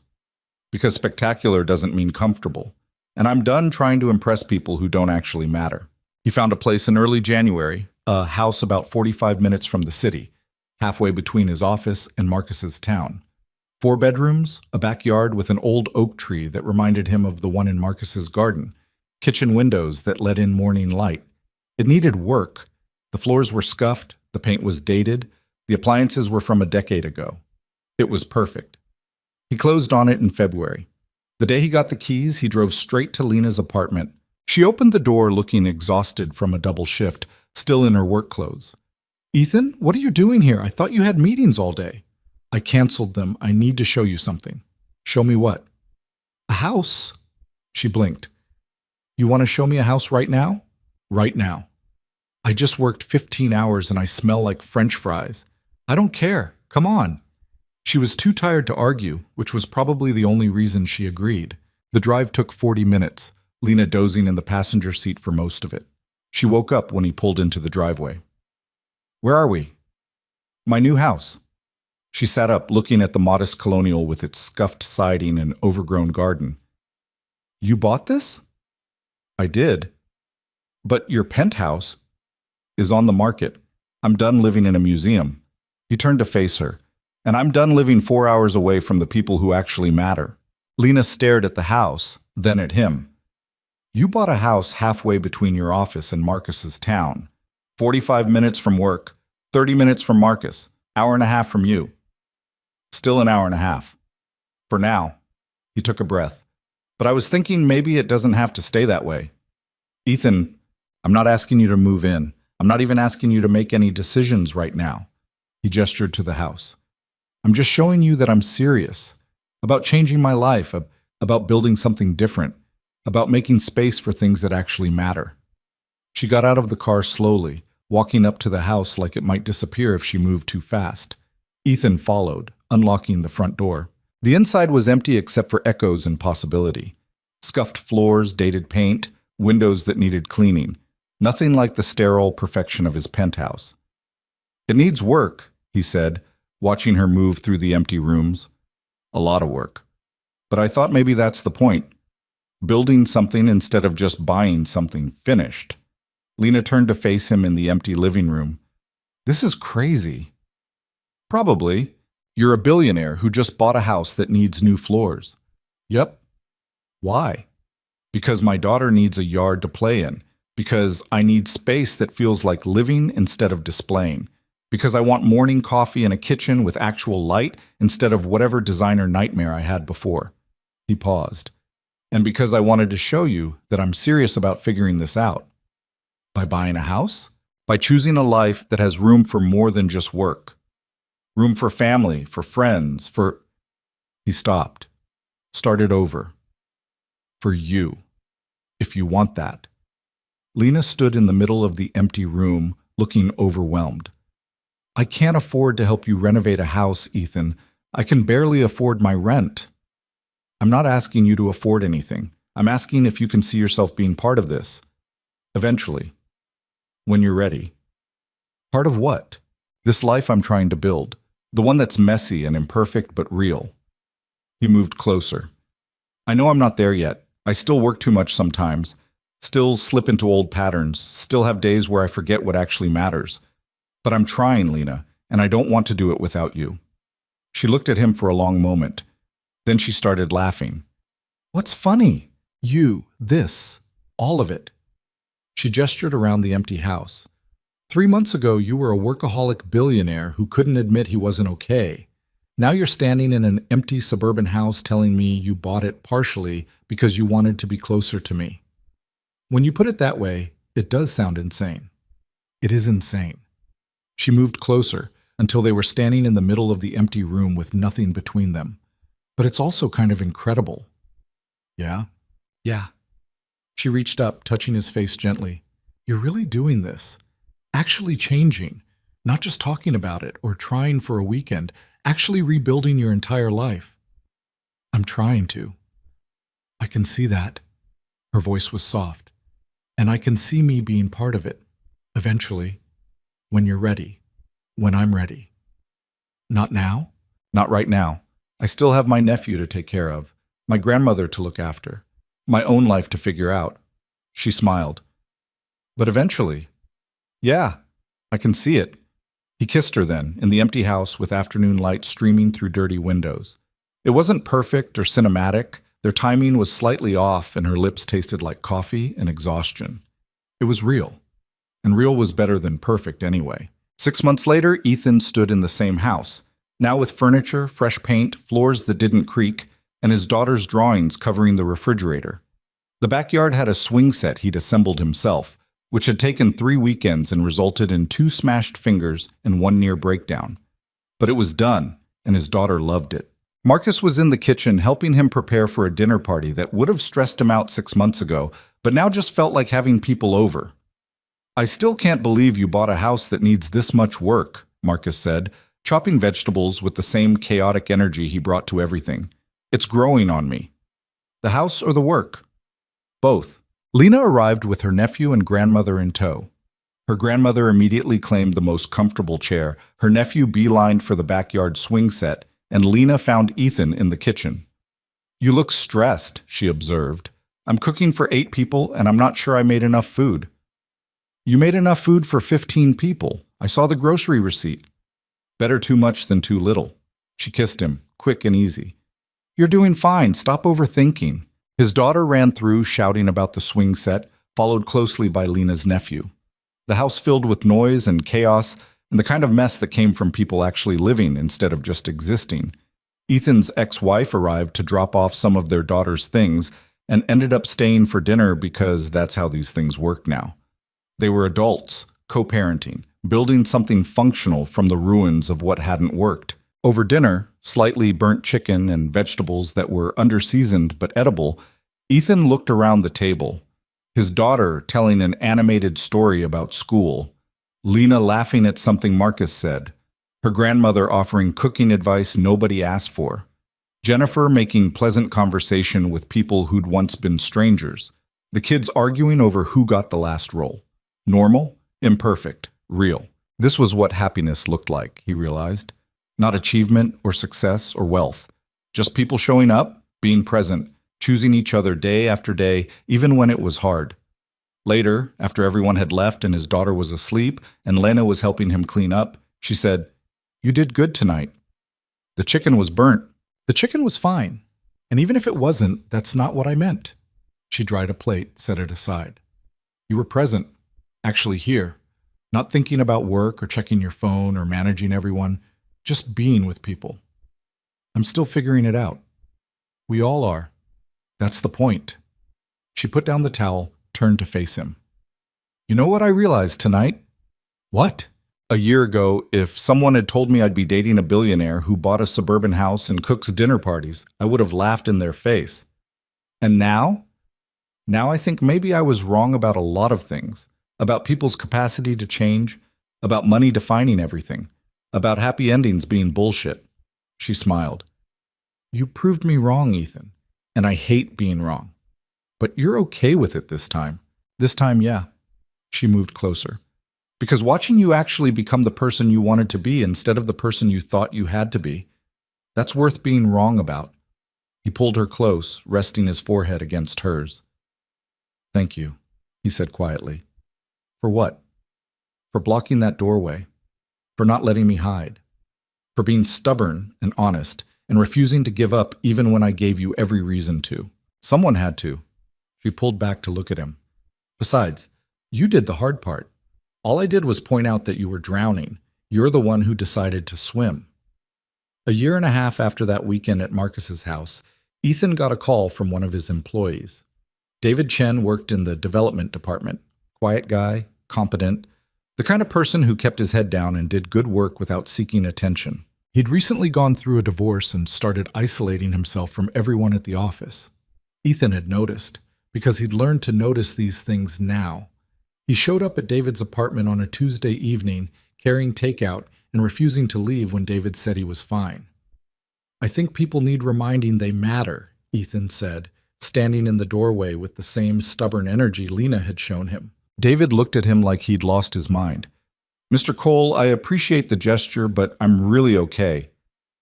When's the last time you admitted out loud that you weren't okay? The question landed exactly the way it had when Lena asked him. David opened his mouth, closed it, couldn't answer. Ethan stepped into the apartment. I'm going to share something with you, and you're going to think I'm crazy. But 2 years ago, I was where you are, falling apart and pretending I was fine, isolating myself and calling it strength, until someone refused to let me keep lying. They talked for 3 hours.